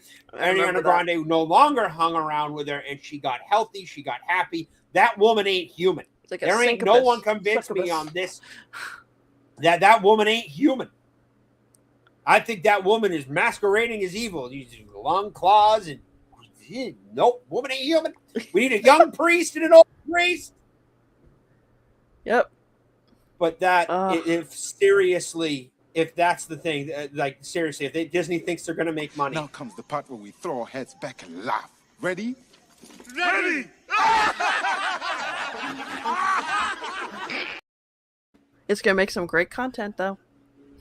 Well, I try to. I'll cover movies and stuff, but I stick to my comic books. Yeah, I'm not my reviews. Like Nerdrotic and Critical Drinker. Gary I would actually rather watch that review than anything else. Yeah. Oh God. But that whole thing is not good. That's. If any of that, that trailer did not make me want to go see a movie. No. Knowing with those leaks are too freakily lining up with what that movie is. So they did come out with some new line of toys. We lost Gingy. Unfortunately, we lost my little buddy. Oh, he sent me a text. He said something about his 3-year-old needed him. Oh yeah, that's okay. 3-year-old needed his dad and mom. Mom and dad are mom and the in-laws are passed out on the couch with the baby, and the 3-year-old needed dad. So that wins. Not mad. Just appreciate the text, Gingy. No, it's no, but so Marvel Comics is trying to counteract the Absolute Universe. Oh God. And their idea of counteracting the Absolute Universe is what's called Midnight Universe. I heard about this. It's horror. They turned Spider-Man into body horror, and the X-Men are vampire hunters. And I'm sitting there like, this just is. It sounds stupid. It sounds really stupid. Midnight Spider-Man, a young man is transformed into a hideous spider hybrid by the ruthless Oscorp in pursuit of eternal life. When Oscorp begins to use secrets to unlock his mutation to create an original human-animal hybrid, he must embrace the grotesque new form to fight back. That just sounds miserable. Midnight Fantastic Four. An obsessive scientist delves into secrets of the universe, perhaps the best left to the unknown to mankind. That's what freaking Reed Richards does. That's his fun time. Leaving himself and 3 others warped in strange, horrifying ways. The horrible thing, yeah. So they turned into got another body horror here. Okay, and then we have X-Men Midnight. The clock strikes midnight when the dark dawn of a new era. The shadows of New York are stalked by vampires and the mutant empires. The sword of Damocles hangs over the peace between the two, and the specials, the outright war brewing. Yeah, they're turning mutants into a vampire war. They did that sort of in the mainstream line recently, and they even turned Jubilee into a vampire for a moment. It was stupid. Yeah, I heard that. I thought the only redeeming quality of this is Hickman's writing this. I don't know. And Hickman's Spider-Man run was good. And he said he's really excited to write this, but there's nothing I want. I don't want a horror X-Men run. Why don't you do an absolute X-Men? We need a darker X-Men. DC isn't. DC, Not despite horror. everything. So, despite everything with what's happening in the Absolute Universe, despite everything, despite Darkseid, basically, if Superman is the center of the DC universe, he radiates goodness and hope and aspirations of betterness across the universe. Darkseid flips that, but they still manage to capture that hope. That Superman doesn't kill people like his suit. He's got an AI suit. And he talks to his suit, and he's like, well, there's a high probability. The suit's like, well, there's a high probability a lot of people are going to die. Well, scrap that plan. I'm not doing that. He still has that respect for life. He still has that hope. And unfortunately, Marvel doesn't do that anymore. No. So I got really excited as I was scrolling through Twitter. I'm like, nice. We're finally getting some Invincible action figures and stuff like that. And then I saw what they did, and I'm like, I don't want any part of this. So instead of doing the awesome Otley artwork, Otley's art in those books is fantastic. It is so good. He managed to capture everything. No. We get the shitty Amazon animation action figures. Oh, Lord. That's terrible. I pointed that out. Well, they're not this. I pointed out, I'm like, these look like trash.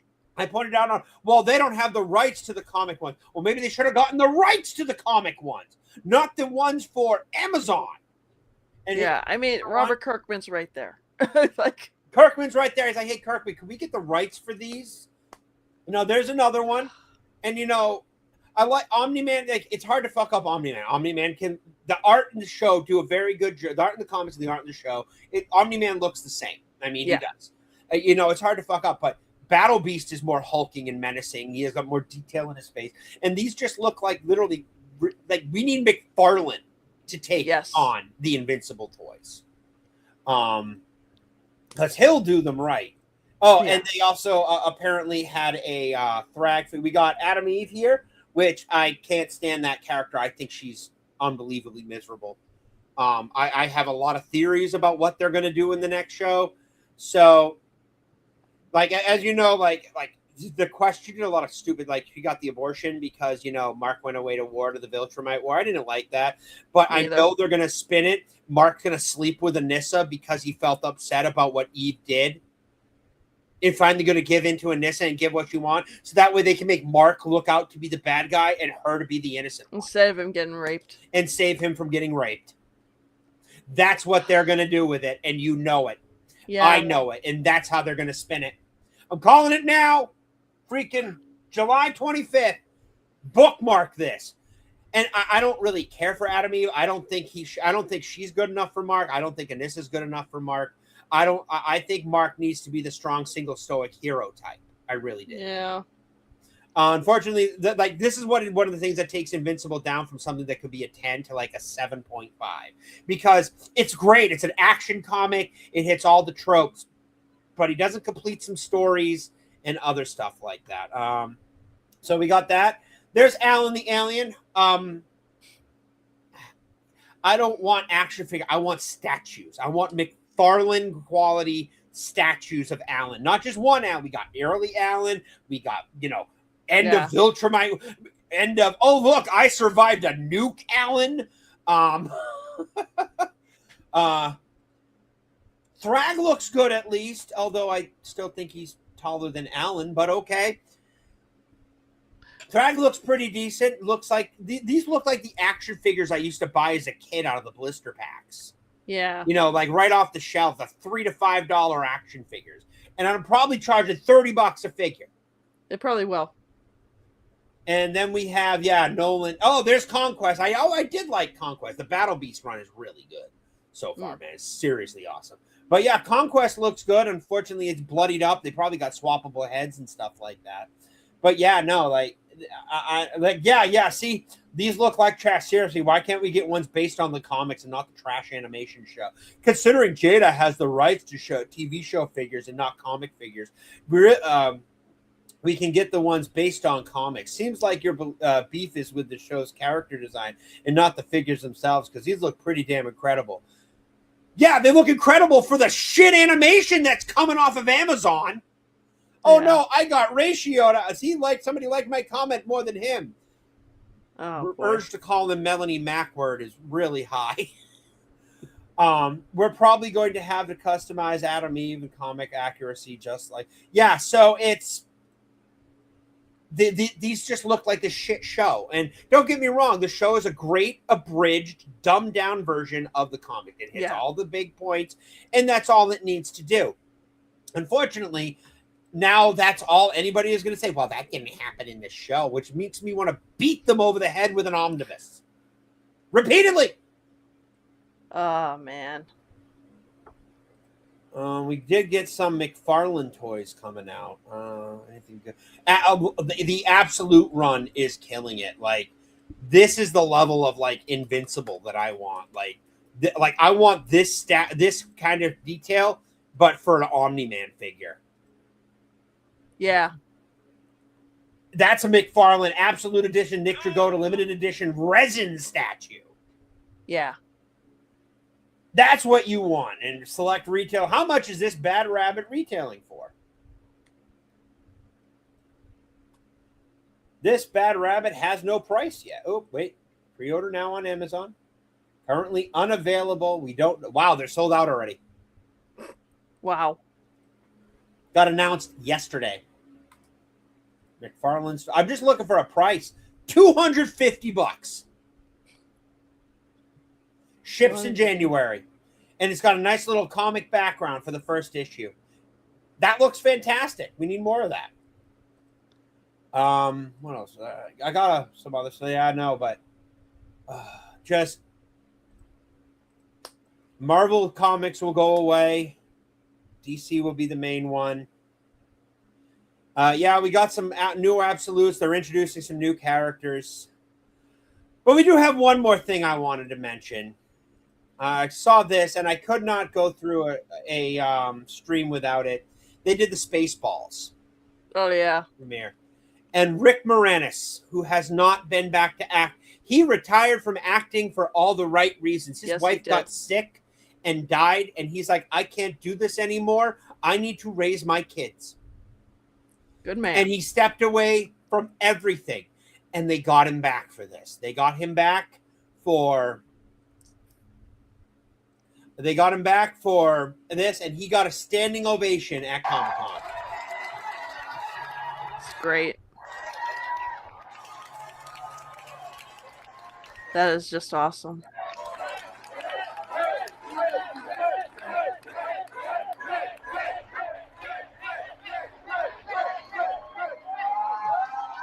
That is so cool.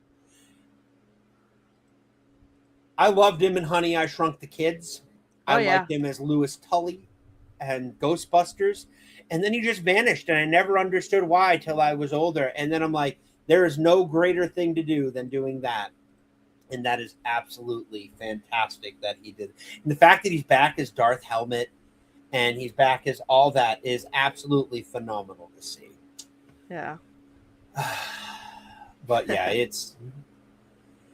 we got some good stuff coming from DC. We got some complete and utter shit coming from Marvel, but that doesn't surprise me since they're phasing out their comics. I had some other stuff to cover, but man, it's not the same without Gingy here. Comics Cop, a YouTuber called Comics Cop, man. He just has really some good takes, some bad, but I think he's a freaking idiot because he actually made it. He did the one thing as a content creator you can never do. He made an apology video. Oh.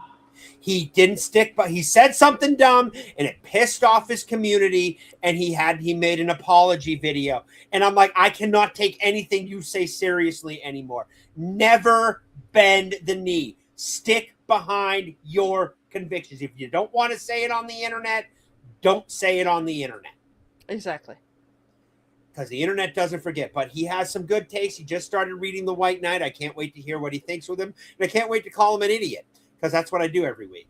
But no, and this other people were like, you should read Spider-Man One More Day. It's not that bad. It's not that bad, really. I'm like, it's not the fact that it's a bad comic. It's well written. It's well drawn. It's the fact that it literally destroys canon. It rewrites everything that came before it. And because of that, the destruction of Peter and MJ's marriage, the linchpin of a whole 30 years worth of comics is done because Joe Quesada couldn't get through his own divorce right. Right. I had to stay away from Joe Quesada at MegaCon. I would have yelled him as a fucking retard. I sat at MegaCon once years ago. It was when they were debuting that comic, and he was there talking to the audience before it was coming out, telling us why it was important to do this comic. And I remember sitting there going, nobody's going to like this. No.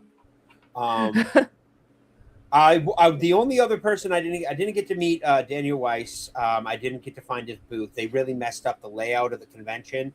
So they had the comic artists on the outsides of all the things instead of just having them in one section. They had them all in the outlane, so you had to walk across the con to get to various artists. Yeah. But Otley, man, he's really taking off, and I can't blame him. I didn't get my book signed, which really bummed me out, but he was only doing two-hour sit-downs for autographs. Oh, yeah. And you had to have a queue and everything like that.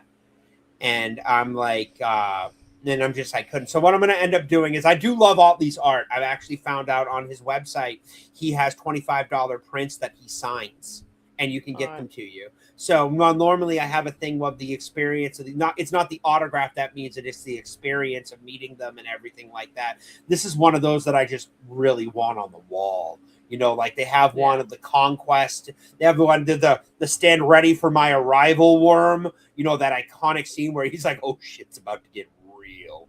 You know, just that you just feel it, and you can't wait. But no, that's all we got. And I'm going to leave you with a Perry Chan original here, ladies and gentlemen. If you don't know who Perry Chan is, he is the man. He does all of great nerdrotic stuff, and I present you with a personal favorite of mine. I give you Black Snape. I'm Black Snape.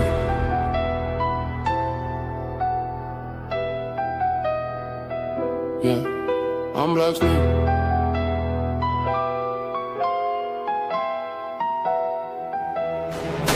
Yeah, black cloak, black skin. Walk the hall, they whispering. Cauldron bubble, I'm different. Dark eyes don't flinch, just glimmering. House points, man, miss me. Came from pain, they history. Same blood, they fear, they diss me. But they copy my brew, still sip me. Side eye from the portraits. Cold stone, but my soul scorched. They ain't teach where I'm from, had to learn from the alleys and the torch. Half prince in the world they hate. Half rage in the narrow gate. Half foot in the castle gate. Homie, never run from flex. Walking through the dark, one day my hand in a X and my heart. Turn that fear to a spell, then I spark. I've been cursed from the start. Black snake. They talk war in the streets. I see more than they seats in the tower. Drive by, man, I glide by stealth. Broomstick, bring stone, cold shower. I ain't glorified shots.